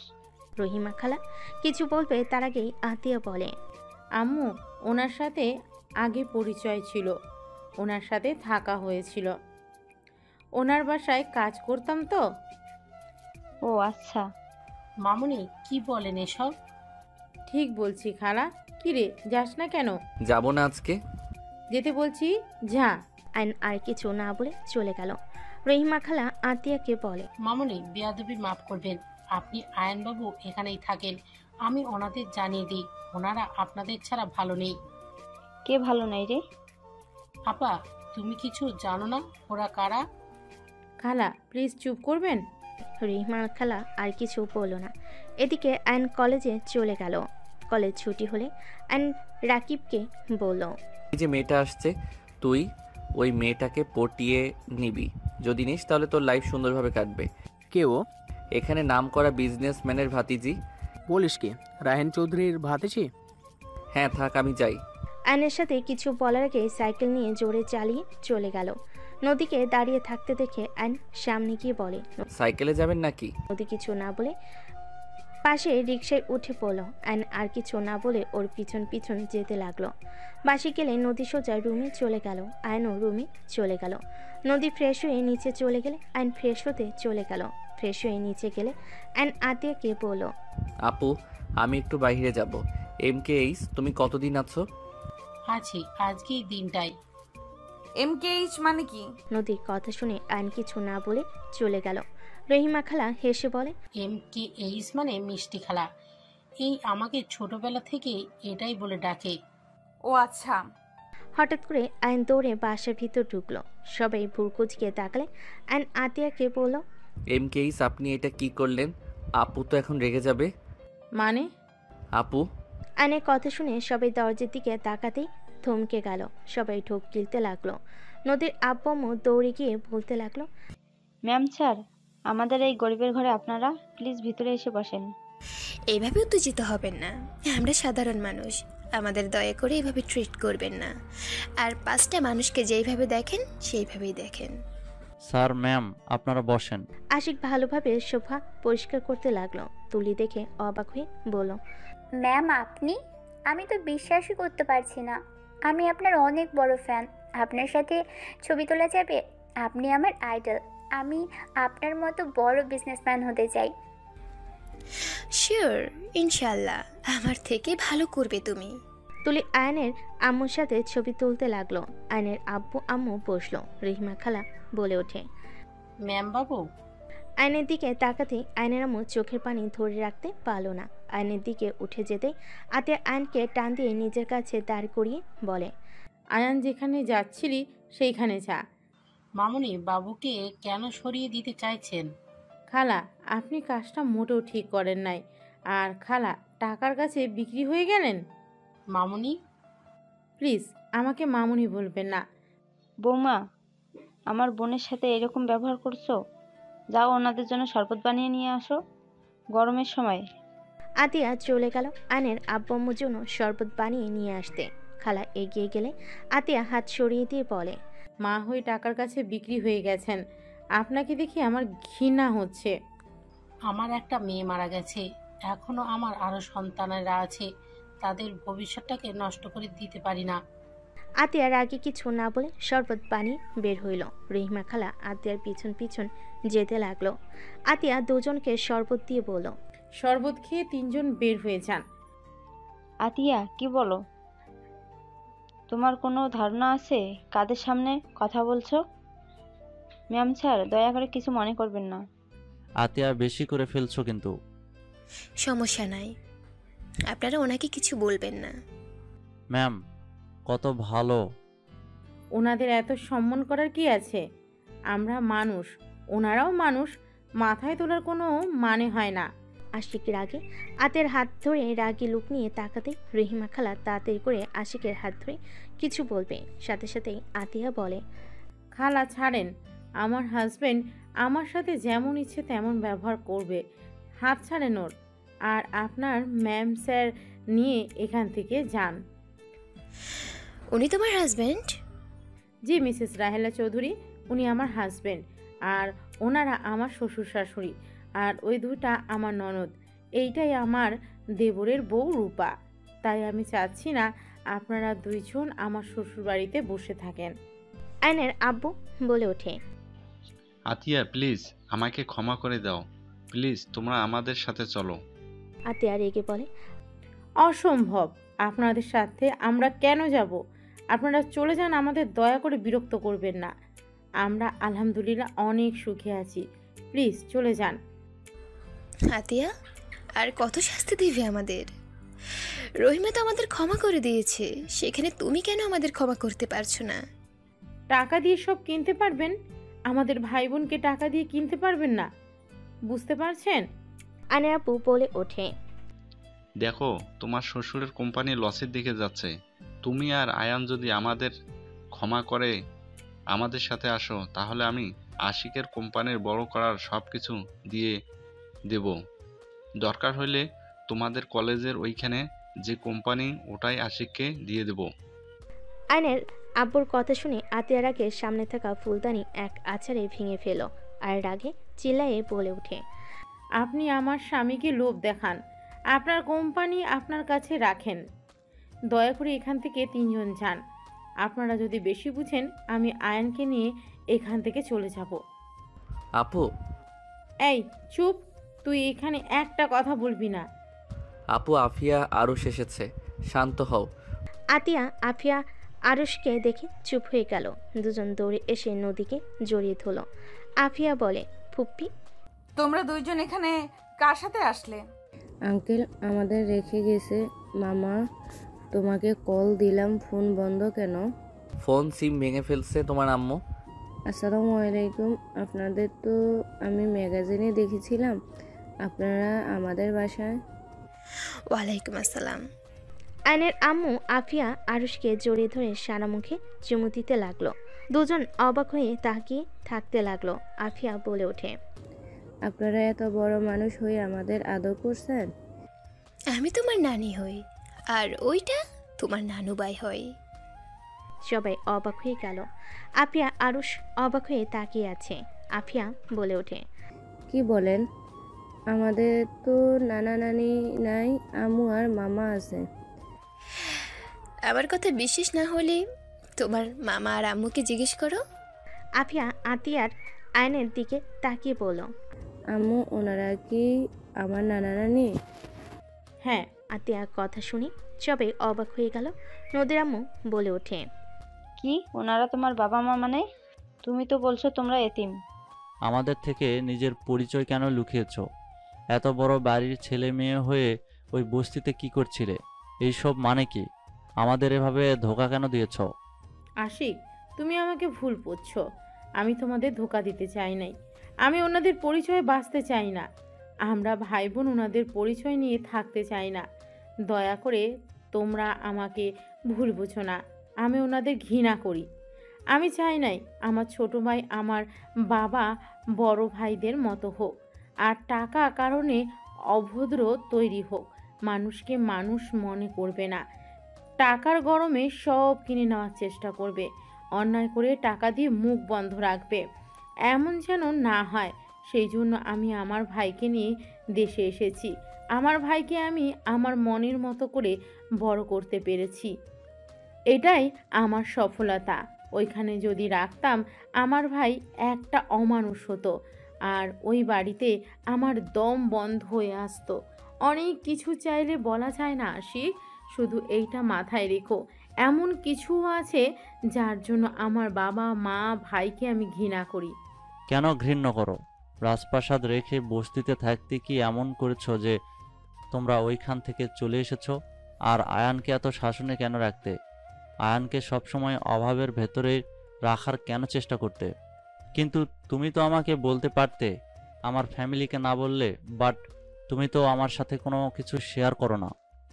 এই তোমার ভালোবাসা, 7 বছর ধরে আমার সাথে আসো, কিন্তু একবারও বললাম না আমাকে। বের হয়ে যাও এখান থেকে। তুমি আমাদের সবাইকে ধোঁকা দিয়েছো। ধোঁকাবাজ মেয়েকে আমি আমার বউ হিসেবে দেখতে চাই না। এখনই বের হয়ে যাও। আশিক, চুপ, একদম আমার নাম ধরে ডাকবে না। ভাইয়া, তুমি কথা বলো না। তুমি নিজেও কাউকে কিছু জানাও নাই। তুমি ছোট হয়ে সব কিছু লুকিয়ে গেছো। আপনারা আপুর সংসার ভাঙতে ভালো লাগছে নাকি? আপনারা কেন আমাদের ভিতরে আসেন? আশিক বাবা, আমার মেয়েকে ভুল বোঝো না। চুপ করেন। আমাদের স্বামী স্ত্রীর মাঝে আপনি কথা বলবেন না। আমার সন্তানদের রেখে তোমাকে যেতে হবে। আশিক, চুপ করো। বৌমা কোথাও যাবে না। সবার সমস্যা থাকতে পারে, কোনো তো কারণ আছে। না হলে কেউ এত বড় জীবন যাপন রেখে সবার থেকে লুকিয়ে থাকে? আমি তো ওর স্বামী। কাউকে কিছু না বললে আমাকে তো বলতে পারতো নাকি? ওই আমাকে কিছু বলে নাই। আমি ওকে গরিব ভালো ভদ্র মেয়ে টিউটর হিসেবে বিয়ে করেছিলাম। আর ওই কিনা আমাদের মিথ্যা পরিচয় দিয়েছিল, মিথ্যা কথা বলে গেছে এতদিন। আতিয়া আশিকের পা জড়িয়ে ধরলে। আয়নের আপু কিছু বলতে যাবে, সাথে সাথে আয়নের আম্মু হাত ধরে থামিয়ে দিল। আতিয়া আশিকের পা জড়িয়ে ধরে কান্না করতে করতে বলে, আশিক প্লিজ, আমাকে ক্ষমা করে দাও। আমি মানছি আমার তোমাকে বলা উচিত ছিল, কিন্তু আমি তোমাকে বললে তুমি আমাকে বারবার জেরা করতে, কেন বের হয়ে এসেছি নানা ধরনের প্রশ্ন করতে, যেটা আমি তোমাকে বলতে চাই না। দেখো, সবার পার্সোনাল ব্যাপার থাকে যা সবাইকে বলা চায় না। প্লিজ আশিক, আমাকে ক্ষমা করে দাও। আর আমি সত্যিটা বললে তোমরা সবাই আমাকে ঘৃণা করবে। কি এমন কথা যে সবাই তোমাকে ঘৃণা করবে? আশিক, মামুনি অনেক ভালো। মামুনিকে তুই ভুল বুঝিস না। সব কিছু বলা যায় না। কাউকে বলা না গেলে আমাকে তো বলা যায়, তাই না? আতিয়া, পা ছাড়ো, বিরক্ত লাগছে। আর শোনো, তোমার বাবা মায়ের সাথে দুজন চলে যাও। আমি যাব না। আমি ওনাদের সাথে যেতে চাই না। আমি যদি চাই আমাদের আর কখনো বাংলাদেশে আসতে দেবে না। ওনাদের মান সম্মানে লাগবে এই বাড়ির বউ বলে। ভাইয়া প্লিজ আমাদের ক্ষমা করে দেন। আয়ন আশিকের সামনে গিয়ে ক্ষমা চাইলে আশিক কিছু না বলে আতিয়াকে সরিয়ে দিয়ে রুমে চলে গেল। আতিয়া আশিকের পিছন পিছন যেতে লাগলো। আয়ন রেগে বলতে লাগলো, এখানে আসতে কে বলেছিল আপনাদের? আপনারা কি ভাবছেন আপনারা এখানে আসবেন আর আপু আমি আপনাদের সাথে চলে যাব? আয়ান, বিশ্বাস কর বাবা, আমরা বুঝতে পারিনি এমন কিছু হবে। আমরা তো তোর হারিয়ে যাওয়ার খবর শুনে গতকাল দেশে এসেছি। 1টার দিকেই রহিমা আমাদের কল দিয়ে বলল, তাই আমরা এখানে এসেছি তোদের বুঝিয়ে নিয়ে যাওয়ার জন্য। আমরা বুঝতে পারিনি এমন কিছু হবে। ভালো করছেন ভাইয়া, যদি বের করে দেয় আপনাদের খবর আছে। আপনারা এখান থেকে দয়া করে চলে যান। আয়ন হাত জোর করে বলে আয়নের আম্মু কান্না করতে করতে চলে গেল। আয়নের আব্বু বলে ওঠে, ভুল আমাদের ছিল। তোমার আম্মুকে কেন তোমরা কষ্ট দিচ্ছ? আয়ন কিছু না শুনে অন্যদিকে ঘুরে দাঁড়ালে আয়নের আব্বু চলে গেল। রহিমা খালাও চলে গেল। নদীর আম্মু বলে ওঠে, আমি জানি না তোমাদের মাঝে কি হয়েছে, কিন্তু তোমরা কাজটা ঠিক করলে না। উনি তোমাদের জন্ম দিয়েছে, তোমাদের 9 বছর ধরে কাছে পায় না, না তোমাদের দেখতে পারছে না ছুঁয়ে দেখতে পারছে। আমি একজন মা, আমার মেজ সন্তানটাই দূরে থাকে, প্রতিনিয়ত ওর জন্য বুকটা পুড়ে। আমি তাও আমার সন্তানের সাথে ফোনে কথা বলতে পারি, আর উনি তাও পারে না। উনি তোমাদের ছাড়া ভালো নাই। আমার মনে হয় তোমার বাবা মায়ের কাছে একবার যাওয়া উচিত। আপু আমার ভালোর জন্য আমাকে নিয়ে এত দূর চলে এসেছে। আপু অনুমতি না দিলে আমি কিছু করতে পারবো না। আমার মনে হয় ভাবিকে তোমার বোঝানো উচিত। সবাই মিলে কথা বলতে লাগলো। আর এইদিকে আতিয়া আশিককে বলতে লাগলো, শুনতে চাও কেন তাদের থেকে দূরে? ওকে, তাহলে শোনো। রহিমা খালা আমাদের বাসার বিশ্বস্ত কাজের লোক। উনি আমাকে আয়ান ভাইয়াকে বড় করেছে। লন্ডনে গেলে ওনার ছোট মেয়েকে নিয়ে যায়, আর ছোট মেয়ে আমার সাথে সব সময় থাকতো। আমি ওকে অনেক ভালোবাসতাম, ছোট বোনের মতো। ভাইয়াও ছোট মেয়েটাকে একা পেয়ে রেপ করেছিল। মেয়েটা সহ্য করতে না পেরে মারা যায়। আতিয়ার কথা শুনে আশিক যেন থমকে গেল, চোখ কপালে উঠে পড়ল।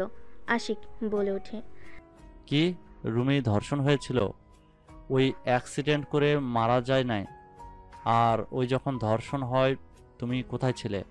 ওটা মিথ্যা কথা ছিল। আমি আমার ফ্রেন্ডদের সাথে 7 দিনের ট্যুরে গেছিলাম। আর ট্যুরে গেলে আয়ান রুমি জন্য কিছু না কিছু আনতাম। সেই দিন ওর জন্য গিফট নিয়ে আসলে ওকে খুঁজলে কেউ কিছু বলে না, সবাই চুপচাপ হয়ে থাকে। আয়ান ছোট মানুষ দৌড়ে এসে আমাকে জড়িয়ে ধরে বলে, আপু, রুমি আপুকে তো ভাইয়া আকাশে তাড়া করে দিয়েছে, কাউকে বলো না আমি তোমাকে আসতে বললাম, বললে ভাইয়াকে পুলিশ ধরে নিয়ে যাবে। কথাগুলো শুনে আমার হাত পা ঠান্ডা হয়ে যাচ্ছিল। আমি চিৎকার করলে পরে জানতে পারি সব কিছু। আর আব্বু আম্মু সব জানার পর চুপ করেছিল। আব্বু সব কাজের লোককে টাকা দিয়ে মুখ বন্ধ করে রেখেছিল। রইমা খালা পাগল হয়ে গেছিল প্রায়। ওনাকে নিয়ে আমি থানায় যেতে চাইলে উনি আমার সাথে থানায় যায় না, টাকা দিয়ে রুমির মৃতটা অ্যাক্সিডেন্ট বলে চালিয়ে দেয়। আতিয়া কান্না করতে লাগলো, আশিকের দিকে তাকিয়ে বলে, তাহলে বলো ওই ফ্যামিলিতে কিভাবে থাকবো?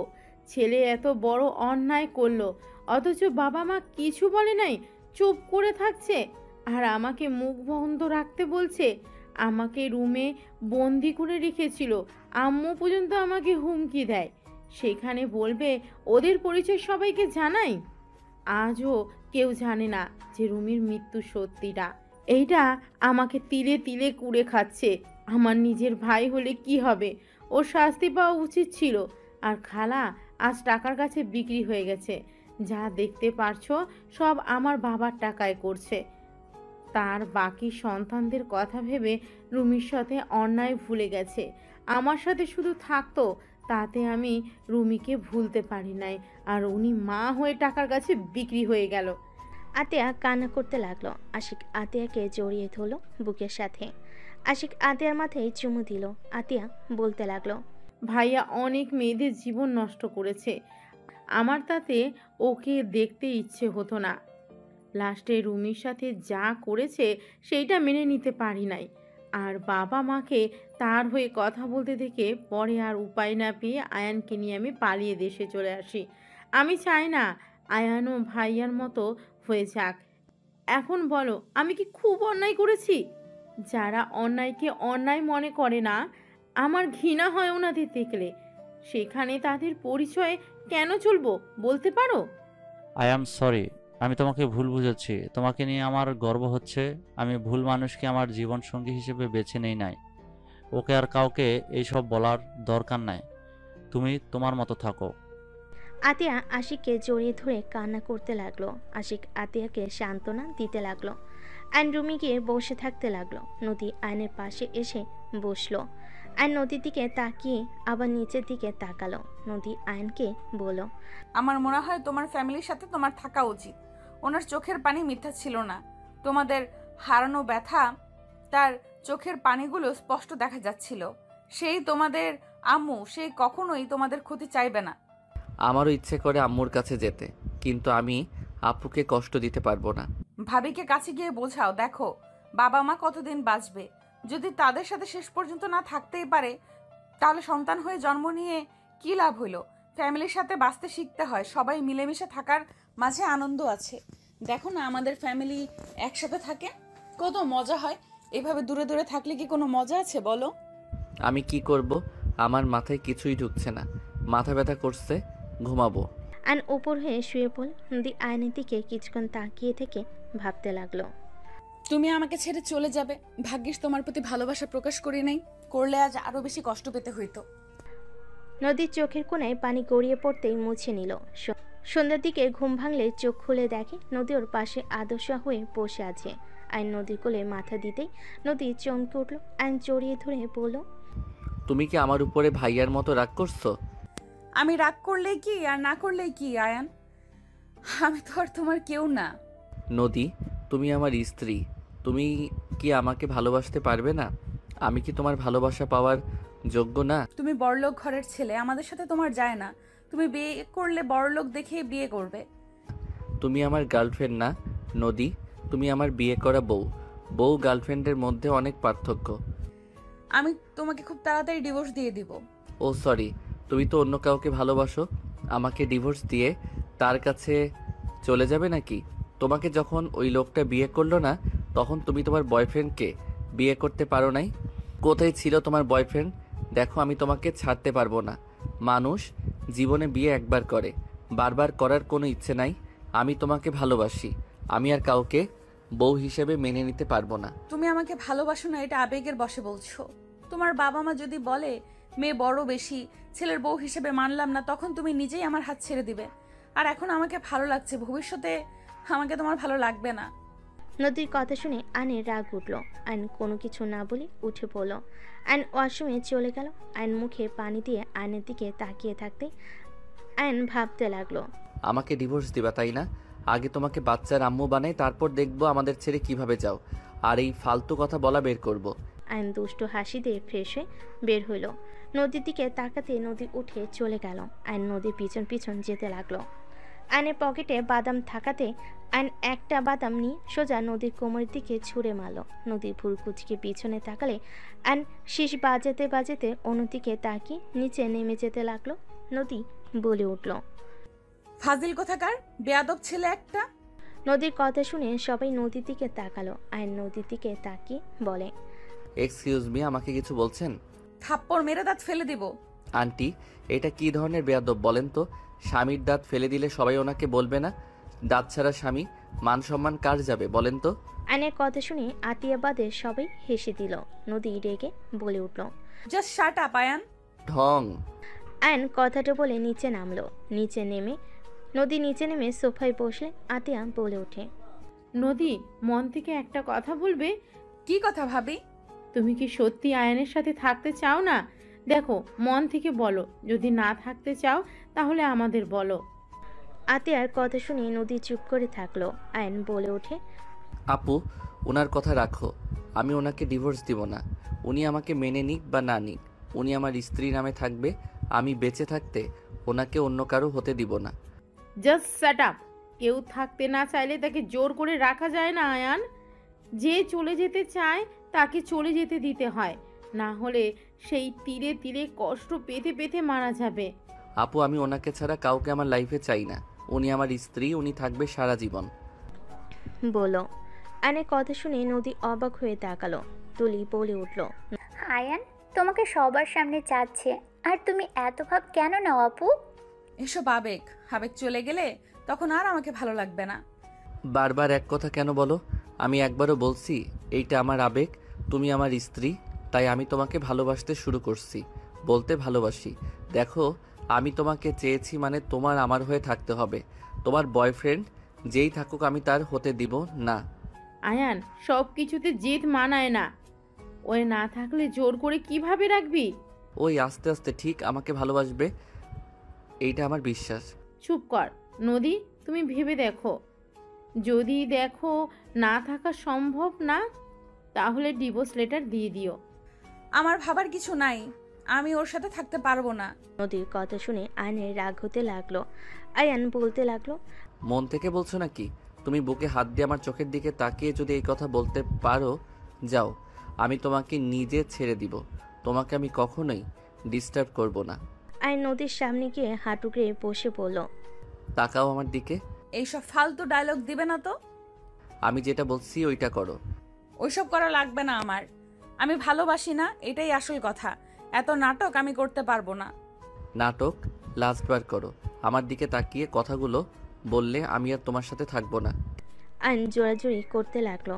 এক পর্যায়ে আয়নের উপরে বিরক্ত হয়ে নদী চিল্লাইয়ে বলে উঠল, আমি তোমাকে ভালোবাসি না। এক কথা কতবার বলবো? হ্যাঁ, তোমার দিকে তাকিয়ে বলছি, কান খুলে শুনে নাও। আমি তোমাকে ভালোবাসি না মানে ভালোবাসি না। তোমার সাথে সংসার করা আমার পক্ষে সম্ভব না। দয়া করে আমাকে মুক্তি দাও প্লিজ। আমার লাইফ থেকে চলে যাও তুমি। নদী কথাগুলো শেষ করতেই আয়ন কিছু না বলে উঠে পড়ল। আয়ন মুখে হাসি রেখা টেনে বলে, ঠিক আছে, মুক্তি দিয়ে দিব। বুঝেছি, আমার সব ধারণা ভুল ছিল। আসলে তুমি আমাকে ভালোবাসো না। আয়নের চোখের কোণে পানি আসতে লাগলো। আয়ন চোখ মুছতে লাগলো। তুলি কিছু বলতে গেলে আয়ন বলে, চুপ করো। আর কাউকে ওনাকে বোঝানোর দরকার নাই। আপু, ঠিক বলছো, জোর করে রাখা উচিত না। আসলে উনি আমাকে ভালোবাসে না, অন্য কাউকে ভালোবাসে। আতিয়া কিছু বলতে যাবে আইন রেখে নদীর দিকে তাকিয়ে বলল, 1 তালাক 2 তালাক। আয়ান কি করছিস? আয়ান এমনটা করো না। আপু, দয়া করে কেউ আমাকে বাধা দিবেন না। 3 তালাক। যান, আপনি আজ থেকে মুক্ত। সঠিক সময় ডিভোর্স লেটার পেয়ে যাবেন। আইন চোখের পানি মুছতে লাগলো। নদীর আম্মু থ হয়ে সোফায় বসে পড়ল। নদীর কানে তালাক শব্দটা ভাসতে লাগলো। নদীর শরীরের শক্তি যেন এক নিমিষেই হারিয়ে গেছে। নদী পাথরের মতো বসে থেকে আইনের দিকে তাকিয়ে থাকতে লাগলো। আইন চোখ মুছতে মুছতে বলে, আপু, আমি এখানে থাকতে পারবো না। আমি আম্মু আব্বুর সাথে একদিন থাকতে চাই। তারপর আমার মন যেদিকে যাবে আমি সেদিকে চলে যাব। কোথায় যাবি? জানি না, এখানে আমি আর থাকতে পারবো না। ওনাকে দেখলে আমার কষ্ট হবে। ওকে, তুই যা আম্মু আবুর কাছে, আমি ঠিকানা বলে দিচ্ছি। আপু, একটা কথা বলবো? দেখো, ভাইয়া ভুল করছে। আম্মুর তো কোনো দোষ নাই। সময় হইলে তুমিও চলে এসো আপু, দেখা করতে। উনি আমাদের জন্ম দিয়েছে। যত রাগ দেখাও না কেন আপু, তুমিও আম্মুকে অনেক মিস করো। যদি কখনো মনে হয় চলে এসো। আর আঙ্কেল আন্টি, ভাইয়া, তুলি ভাবি, আমাকে ক্ষমা করে দিয়েন আমি আপনাদের সাথে অন্যায় করে থাকলে। আরুষ, আফিয়া মামা, তোমাদের অনেক ভালোবাসি। সাবধানে থেকো, মামাকে ভুলে যাও না। অ্যান আরুষ আফিয়াকে জড়িয়ে ধরে আদর করতে লাগলো আর চোখ মুছতে লাগলো। অ্যানোর আপুকে জড়িয়ে ধরে বলল, ভালো থেকো আপু। আর বিআইন ভালো থাকবেন। আজ থেকে আপনি আমার আবারও বিআইন হয়ে গেলেন। আপনাকে মুক্ত করে দিয়েছি। ভুল করলে ক্ষমা করে দিয়েন। অ্যান চোখের পানি মুছতে মুছতে বের হয়ে গেল। নদীর আব্বু আম্মু চুপচাপ বসে থাকলো। আশিক রেখে নদীর দিকে তাকিয়ে বলল, নেন, তোকে তো মুক্তি করে দিল। এখন সুখে থাক। সব কিছুতে তো নিজের সিদ্ধান্ত উপরে থাকস। আমাদের ক্ষমা কর। আয়ানের সাথে তোকে বিয়ে দিয়ে আমরা বড় ভুল করেছিলাম। যাক, তুই নিজেই তো সরিয়ে দিলি। ভালো করছস। ডিভোর্স লেটার পাঠিয়ে দিস ওকে। আশিক রেগে চলে গেল। নদীর চোখ দিয়ে পানি গড়িয়ে পড়তে লাগলো। তুলি নদীকে ধাক্কা দিতে নদী ফুলরে পড়ে গেল।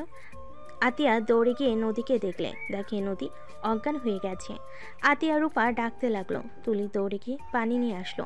রূপা নদীর মুখে পানি দিতে দিতে বলতে লাগলো, নদী, এই নদী, চোখ খুলো। কি হলো তোমার? চোখ খুলো। নদী, চোখ খোলো। নদীর জ্ঞান ফিরলে নদী উঠে দাঁড়িয়ে গেল। কাউকে কিছু না বলে পাথরের মতো সোজা সিঁড়ি ভেঙে উপরে চলে গেল। রুমে গিয়ে দরজা লাগিয়ে দিয়ে নদীর জোরে চিৎকার দিয়ে হামা করে কান্না করতে লাগলো। নদী কান্না করতে করতে খাটের উপর হয়ে শুয়ে পড়ে। কান্না করতে করতে বলতে লাগলো, আমার এত কষ্ট কেন হচ্ছে? আমি নিজেই তো তোমাকে বাধ্য করলাম। কিন্তু আয়ান, তুমি আমাকে কিভাবে তালাক দিতে পারলে? তুমি আমার মন বুঝেও কিভাবে লাস্টে এটা করতে পারলে? নদী কথাগুলো বিড়বিড় করে কান্না করতে লাগলো। এদিকে আইন ঠিকানা অনুযায়ী চলে গেল। আইন বাসার সামনে গেলে দারোয়ান আইনকে থামিয়ে দিল। আইন বলতে লাগলো, আমাকে যেতে দেন, আমি এই বাড়ির ছেলে।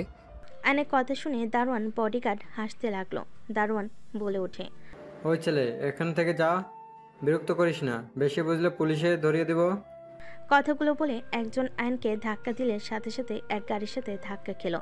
ধাক্কা খেয়ে রাস্তায় পড়ে গেল। গাড়ি থেকে সাথে বের হয়ে দৌড়ে আইনের কাছে গিয়ে তুলে পড়ল। আয়ান, তুমি এখানে? আর ওই, আপনারা ওকে ধাক্কা কেন দিলেন? আর একটু হলে কি হতো? দারোয়ান সাথীকে সালাম দিয়ে বলে, ম্যাম, এই ছেলেটা কখন থেকে বিরক্ত করছে? বলে উনি নাকি স্যারের ছেলে। ঠিক তো বলছে, ওই এই বাড়ির ছেলে। সরেন সামনে থেকে। সবাই অবাক হয়ে তাকালো। আইনের পায়ে ধরে ক্ষমা চাইতে যাবে, সাথে সাথে আইন বলে, কি করছেন? আমি আপনার ছোট, আমার পায়ে কেন ধরতে নিয়েছেন? দেখেন, আমি কিছু মনে করি নাই। আপনারা আপনাদের দায়িত্ব পালন করছেন। আইন কথাগুলো বলে সাথে সাথে ভিতরে গেল। সাথীকে আইন ধন্যবাদ দিয়ে দিল। দুজন সদর দরজার সামনে দাঁড়িয়ে কলিং বেলে চাপ দিল। কাজের লোক দরজা খুলে দিল। সাথী আইন একসাথে বাসার ভিতর ঢুকলো। বসার ঘরে যেতে সবাই আইনকে দেখে অবাক হয়ে গেল। আইনের আম্মু দৌড়ে এসে আইনকে জড়িয়ে ধরে বলে, আয়ান বাপ, তুই এসেছিস? আমি তো বিশ্বাস করতেই পারছি না। আয়ান, আতি হাসি করে আসে নাই? না, আমি একা এসেছি। আয়নকে দেখে রাফি দৌড়ে এসে আয়নকে জড়িয়ে ধরে কান্না করে দিল। রাফি কান্না করতে করতে বলতে লাগলো, আয়ান বাবু কেমন আছিস তুই? ভাই আমাকে ক্ষমা করে দে ভাই। রাফি আয়নকে জড়িয়ে ধরে কান্না করতে লাগলো। আয়নকে দেখে সবাই এক এক করে আয়নকে আদর করতে লাগলো। আয়ন সবার সাথে কুশল বিনিময় করলো। আয়নের আব্বু বলে, আয়ান আতিয়া আসবে না? আমি জানি না। আচ্ছা আয়ান, চল রুমে গিয়ে ফ্রেশ হয়ে নে বাবা। আয়নের আম্মু আয়নকে নিয়ে রুমে চলে গেল। 5 বছর পর আম্মু আপুরা আসবে না? সবাই আসবে, তোর বিয়ে আর তোর বোন আসবে না, তা কি হয় নাকি? আপু তো আমার সাথে কথা বলছে না। আসবে, চিন্তা করিস না তো, ওই যে এসে গেছে। আয়ন সদর দরজার দিকে তাকালে আরুষ আফিয়া দৌড়ে এসে আয়নকে জড়িয়ে ধরলো। আয়ন ওদের আদর করতে লাগলো। আতিয়ার দিকে তাকাতেই নদীকে দেখতে পেয়ে আয়নের বুকটা কেঁপে উঠল। আয়নের আব্বু আম্মু ভাবি সবাই নদীর ফ্যামিলির সাথে কথা বলতে লাগলো। আয়ন আতিয়ার কাছে এগিয়ে গেলে আতিয়া কিছু না বলে হাঁটা দিল। আয়ন বলে ওঠে, আপু আমি কি করছি? কেন আমার সাথে এমন করছো? 3 বছর ধরে আমার সাথে ঠিকভাবে কথা বলছো না।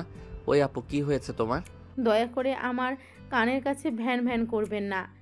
আপনার বিয়ে, তাই সবাই মিলে খেতে এসেছি, আপনার ভ্যান ভ্যান শুনতে আসি নাই। আতিয়া কথাটা বলে চলে গেল। আর নদীর আব্বু আম্মু তুলি আশিকের সাথে কুশল বিনিময় করলো। নদীর দিকে তাকাতেই নদী মিষ্টি করে হেসে বলে, অভিনন্দন বিআই। ধন্যবাদ। কেমন আছেন? জি আলহামদুলিল্লাহ, অনেক ভালো। ভিতরে আসেন। আয়ন সবাইকে ভিতরে আসতে বলল। আয়নের আম্মু বলে, আয়ান মামুনিদেরকে রুমে নিয়ে যা। ঠিক আছে আম্মু। আয়ন নদী তুলির লাগেজ নিয়ে হাঁটতে লাগলো। দুজন আয়নের পিছন পিছন যেতে লাগলো। তুলি বলে ওঠে, আয়ান তোমাদের বাসাটা তো বিশাল বড়, এত বড় বাসায় থাকতে ভয় লাগে না?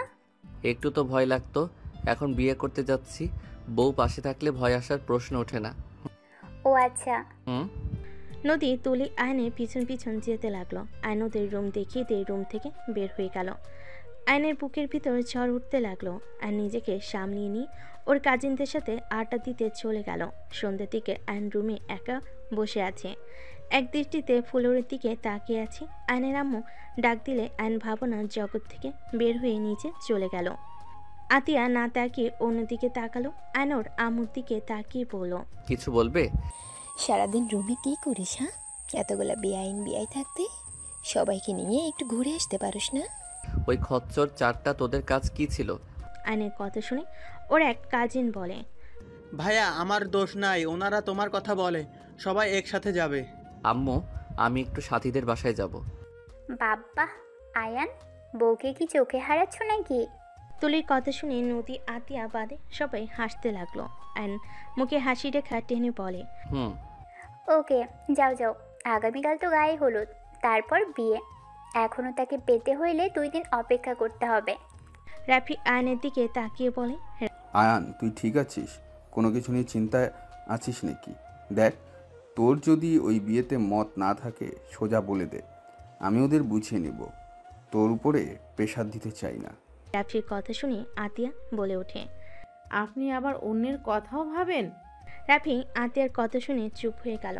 আর কিছু না বলে আরশ আপিয়ার সাথে খেলা করতে লাগলো। আইন কিছু না বলে যেই ঘুরতে যাবে, পিছনে সাথে সাথে রাকিবকে দেখে আইন খুশিতে জড়িয়ে ধরল। দোস্ত তুই এসেছিস? তোর বিয়ে আমি আসবো না তা তো হয় না, তোর শালিকার সাথে প্রেম তো করা লাগবে নাকি? শালা? তুই শালা হবি, আমি না। ওকে যেই হোক চল আমার সাথে, আমার ভালো লাগছে না। কোথায় যাব? যেখানে যাওয়ার কথা। আরে এটাই তো ম্যাম।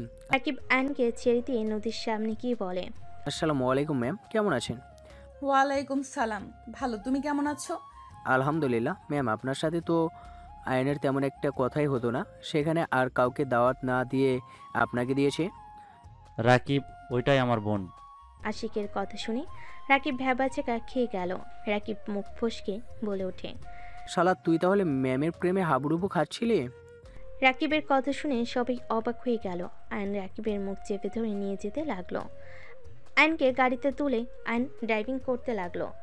আইন সোজা সাথীদের পাশে চলে গেল। আইনকে দেখে সবাই অবাক হয়ে তাকিয়ে আছে। আইনের ভাবি বলে ওঠে, আয়ান তুমি এখানে, ভিতরে আসো। ভাবি সাথী কোথায়? আয়নের কথা শুনে সবাই মিটিমিটি হাসতে লাগলো। আয়নের ভাবি মিটিমিটি হেসে আয়নকে দেখিয়ে দিল রুম। আয়ন রাকিবকে নিয়ে সোজা সাথীর রুমের দিকে নক করতে লাগলো। কে? আমি আয়ান। আসো। আয়ন রাকিবকে বাহিরে রেখে ভিতরে ঢুকলো। সাথী আয়নকে দেখে বলল, তুমি এখানে কেন? আমার লাইফটা নষ্ট করতে নিয়েছো? আবার দেখতে আসলে নাকি যে কেমন দেখা যাচ্ছে বিয়ের পর, কেমন অবস্থা করব? সাথী বাজে কথা বলো না। রাকিব ভিতরে আয়। রাকিব ভিতরে আসলে সাথী রেগে বলে, তুমি এখানে কি করছো? বের হও। এই চুপ করো। শুনো, আমি রাকিবকে বলেছিলাম তোমাকে পটাতে। হ্যাঁ মানছি আমি ওকে লোভ দেখিয়েছিলাম, কিন্তু রাকিব তো তোমাকে সত্যি করে ভালোবাসে। ওই তোমাকে লোভের জন্য ভালোবাসে নাই। তুমি শুধু শুধু ওর উপরে রেগে আছো। শুনো, রাগ জিদ অভিমান করে ভুল সিদ্ধান্ত নিও না, যা সারা জীবন পস্তাতে হবে। আমার কাছে আইডিয়া আছে, শোনো। আমার কিছু শুনতে হবে না, বের হও দুজন। আমার কারোর সাথে কথা বলার কোনো ইচ্ছে নেই। রাকিব সাথীর পায়ের কাছে বসে পা জড়িয়ে ধরে বলে, সাথী, আমি তোমাকে অনেক ভালোবাসি। আমি তোমাকে ছেড়ে থাকতে পারবো না। আমি তোমাকে নিয়ে পালিয়ে যেতে চাই। সাথী, আমার চাকরি হয়েছে। আমি জানি আমি তোমাকে তোমার আব্বুর দামি দামি কিছু দিতে পারবো না, তবে আমি তোমাকে কখনোই কষ্ট পেতে দিব না। আমি তোমাকে সুখে রাখার চেষ্টা করব। প্লিজ তুমি আমাকে ক্ষমা করে দাও। রাকিব কান্না করতে নিলে সাথী নিজের রাগ অভিমান ভুলে রাকিবকে জড়িয়ে ধরে কান্না করতে করতে বলে, আমার কিচ্ছু চাই না, আমি শুধু তোমাকে চাই রাকিব। চলো এখন পালিয়ে যাই আমরা। এই না, এখন না, আমার আইডিয়া শোনো। অ্যান্ড দুজনকে প্ল্যান খুলে বলো। কথা বলা শেষ হলে সাথী বলে, ওকে, এখন যাও দুইজন। আরে বউ একটু দেখি না। শালা, কাকে বউ বলোস? অথুক্কু, বন্ধুর বউ মানে তো আমারও বউ, আর আমার বউ মানে তো তোর ম্যাম। অ্যানের কথা শুনে দুজন হেসে দিল। অ্যান রাকিবকে নিয়ে বের হয়ে গেল। অ্যান সোজা বাসে চলে গেল। অ্যান রাকিব রুমে বসে থেকে প্ল্যান করতে লাগলো। অ্যানকে ওর কাজিনরা ডেকে নিয়ে যেতে লাগলো। ওদের সাথে সাদেকি আড্ডা দিতে লাগলো।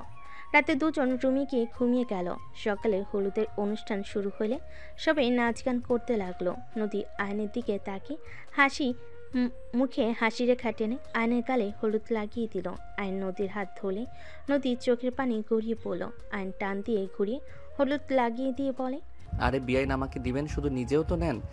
আয়ন হলুদ দিয়ে হাসতে লাগলো। সাথে ওর কাজিনরা বন্ধুরা হাসতে লাগলো। গায়ে হলুদের অনুষ্ঠান শেষ হয়ে গেলে সবাই আড্ডা দিতে লাগলো। বিয়ের দিন চলে আসলো। 6টার দিকে বরপক্ষ হয়ে রওনা দিল। আয়ন রাকিব ওর বন্ধুরা সবাই বরের ড্রেস পরেছে। সবাই রুমাল দিয়ে মুখ ঢেকে রেখেছে। সাথীদের বাসার সামনে গেটে নামলে সবাই একসাথে ভিতরে গিয়ে বসে পড়ল। অ্যান্ড আস্তে আস্তে ওইখান থেকে সরে সোজা কাজীর কাছে চলে গেল। কাজীকে টাকা দিয়ে রাকিবের আর সাথীর বিয়ে সব কিছু লিখে রাখতে বলল। ওখানে ঠিক করে অ্যান্ড রাকিবকে টেক্সট দিয়ে ওখান থেকে চলে গেল। অ্যান্ড সোজা ব্রিজের নিচে চলে গেল। অ্যান্ড শেরানি খুলে ফেলে দিল আর আকাশের দিকে তাকিয়ে থেকে ভাবতে লাগলো, আল্লাহ, আমার প্রিয় মানুষটা কেন আমার হয়েও হলো না? সাথীর মতো কেন আমাকে ভালোবাসতে পারলো না? সাথী রাকিবের ধোঁকা জেনেও তোকে কবুল করে নিল, আর আমার ভালোবাসার মানুষের কাছে আমি কি অন্যায় করেছিলাম? কেন সে আমাকে বলল ওই আমাকে ভালোবাসে না? আমি কি সত্যি কারো ভালোবাসা পাওয়ার যোগ্য না? অ্যান্ড চোখের পানি ফেলতে লাগলো। অ্যান্ড সারারাত ব্রিজের নিচে গিয়ে কাটিয়ে দিল। সকালে ভোরের আলো ফুটতেই অ্যান্ড ব্রিজের উপরে উঠে পড়লো। রিক্সা নিয়ে বাসায় চলে গেল। রিক্সা ভাড়া দিয়ে অ্যান্ড ভিতরে চলে গেল। অ্যান্ড বাসের ভিতরে ঢুকতেই বসার ঘরে গেলে সবাই অ্যানের উপর রেগে কিছু বলবে। তার আগে নদী আয়নকে দেখে সিঁড়ি থেকে দৌড়ে নিচে দৌড়ে এসে আয়নকে শক্ত করে জড়িয়ে ধরে সারা মুখে চুমু দিতে দিতে বলতে লাগলো, আয়ান সারাত কোথায় ছিলে জানো? কত ভয় পেয়ে গেছিলাম। আয়ান, আমি তোমাকে অনেক ভালোবাসি। আমি তোমাকে ছাড়া কাউকে ভালোবাসতে পারবো না। আমি তোমাকে আমার জীবন থেকে বেশি ভালোবাসি। আয়ান, তোমাকে আমার ভালোবাসতে হবে না। আয়ান, তুমি শুধু আমাকে তোমার আশেপাশে থাকতে দিও, আমার তাতেই হবে। তাও তুমি আমার থেকে দূরে যেও না। নদী কথাগুলো বলে হামা করে কান্না করতে লাগলো। সবাই হতভম্ব হয়ে তাকিয়ে আছে। আয়নের চোখের কোণায় পানি গড়িয়ে পড়তে লাগলো। নদী আয়নকে আষ্টে পিষ্টে জড়িয়ে ধরে বলতে লাগলো, আয়ান, আমি কাউকে ভালোবাসি না। আমি তোমাকে ভালোবাসি। আমার কোনো বয়ফ্রেন্ড নাই আয়ান। তুমি সেদিন আমার পুরো কথা না শুনে সোফায় গিয়ে শুয়ে পড়লে। আয়ান, আমি সেদিন তোমাকে ভালোবাসার কথা বলেছিলাম। তুমি আমাকে বুঝতে পারো নাই আয়ান। আমি সবার মতো আমার ভালোবাসা আমি প্রকাশ করতে পারি না। তুমি তো আমাকে বুঝেও লাস্টে বুঝলে না আয়ান। আমি তোমাকে অন্য কারো হতে দেখতে পারবো না। নদী কান্না করতে করতে আয়নের পায়ের কাছে বসে পা জড়িয়ে ধরে কান্না করতে করতে বলতে লাগলো, আয়ান প্লিজ আমাকে ক্ষমা করে দাও। আমি তোমার কাছে ভিক্ষা চাচ্ছি। আমাকে তুমি আবারও নিজের কাছে টেনে নাও না। আমাকে লাস্ট বার সুযোগ দাও না আয়ান। আমি কথা দিচ্ছি, তুমি আমাকে মেরে কেটে ফেলে দিলেও আমি তোমাকে ছেড়ে যাব না। প্লিজ আমাকে তুমি ক্ষমা করে দাও। ক্ষমা করে আমাকে একটা সুযোগ দাও না। নদী কান্নায় ভেঙে পড়ল। আতিয়া বলে ওঠে, আয়ান, নদী তোকে অনেক ভালোবাসে। 3 বছর ধরে তোকে আমি এইসব বলার চেষ্টা করছি, তুই আমার কথা না শুনে কল কেটে দিতি, নদীর কোনো কথা শুনতে চাইতি না। এইসব হচ্ছেটা কি? নদী তো আয়ানের 1 বছরের বড়, ওর সাথে ওর ভালোবাসা কিভাবে হয়? ফাজলামি নিতেছিস? হ্যাঁ? আয়নের আম্মু আর কিছু বলবে তার আগে আয়ন নদীকে 2 হাত দিয়ে তুলে ধরে চোখের পানি মুছে দিয়ে বুকের সাথে জড়িয়ে ধরে বলে, কি করছো? আমার পায়ে কেন ধরছো? আমি তোমাকে ভালোবাসি আর সারা জীবন আমি তোমাকে ভালোবেসে যাব। তুমি আমার পাশে থাকো বা না থাকো, সেই দিন তুমি আমাকে ওইভাবে না বললে আজ একটা ভালো সম্পর্ক থাকতো। আয়ান, কি আবল তাবল বকছিস? নদী আতিয়ার 1 বছরের ছোট হবে। ওই তোর বড় বোনের মতো। ওই আমার বোনের মতো না, ওই আমার স্ত্রীর মতো। আর আম্মু বারবার বড় বড় করবে না, ভালোবাসে আবার বড় ছোট কোনো ব্যাপার না, একে উপরের মনের মিল থাকাটা মেইন। বয়স তো পানির মতো বাড়তে থাকে। আর নদীকে যদি তোমাদের কারো বৌমা হিসেবে মেনে নিতে কষ্ট হয় তাহলে বলতে পারো, আমি নদীকে নিয়ে চলে যাব। তারপরও কারো কথা শুনে আমার ভালোবাসার মানুষের হাত ছাড়তে পারবো না। আয়নের কথা শুনে আয়নের আব্বু বলে, রাহেলা রাগ করো না, আমাদের সন্তানেরা যার সাথে থেকে সুখে থাকবে তার সাথে বিয়ে দেওয়াই ভালো। আয়নের বড় চাচু বলে ওঠে, যাক ভালোই হলো। শফিক শোনো, আমরা সবাই যখন আসি এই সুযোগে ওদের বিয়েটা দিয়ে দাও। কাজী নিয়ে আয়। আয়নের বড় চাচুর কথা শুনে আয়ন খুশি হইল। রাফি কাজীকে ফোন দিয়ে চলে আসতে বলল। কাজে আসলে আয়ন নদীর বিয়ে পড়িয়ে দিতে লাগলো। বিয়ে পড়ানো শেষ হলে রাকিব সাথে সাথে এসে বলল, ছি শালা বাবু, ছি, ম্যামকে বিয়ে করতে লজ্জা লাগে না? ছি বন্ধু কাজিন, ছি। এই ঢং বন্ধ করো। ছিছি করলে সাথীকে নিয়েও বাসর ঘরে চলে যাব। আমি রাজি। কুত্তা বিড়াল কি বলো? গলা টিপে মেরে ফেলবো। নদী আয়নের গলা ধরে সবাই হাসতে লাগলো। আয়ন নদীর হাত ধরে বলতে লাগলো, আরে আরে বউ, মজা করছি। সাথী রাকিবের বউ, বন্ধুর বউ, তার উপরে কাজিন, আবার বিআইন, একটু মজা করছি। সরি জান, ছাড়ো, ব্যথা লাগছে। যাই হোক, বলেন কেন? আয়ন উঠে নদীকে কোলে তুলে নিল। সবাই মিটিমিটি হাসতে লাগলো। নদী লজ্জায় আয়নের বুকে মুখ লুকিয়ে নিল। আয়ন নদীকে নিয়ে চলে গেল। রাকিব বলতে লাগলো, শালাবাবু, আরেকটা বিয়ে করলে আমাকে ভাগ দিস। তোর মনে হয় মার খাওয়ার ইচ্ছে জাগছে। সাথী মারতে যাবে। রাকিব কানে হাত দিয়ে উঠবোস করতে লাগলো। আর আয়ান নদীকে খাটের উপরে গেলে দুষ্টু হাসি দিয়ে এগিয়ে যেতে নিলে নদী দুষ্টু নজরে তাকাতেই আয়ান ফিক করে হেসে বলল, আরে বাহ, বউকে পুরো পুচ্ছি লাগছে। তাই দেখাচ্ছি মজা। নদী কথাগুলো বলে আয়নের শার্ট ধুয়ে টান দিয়ে নিচে ফেলে দিয়ে ঝাঁপিয়ে পড়ল।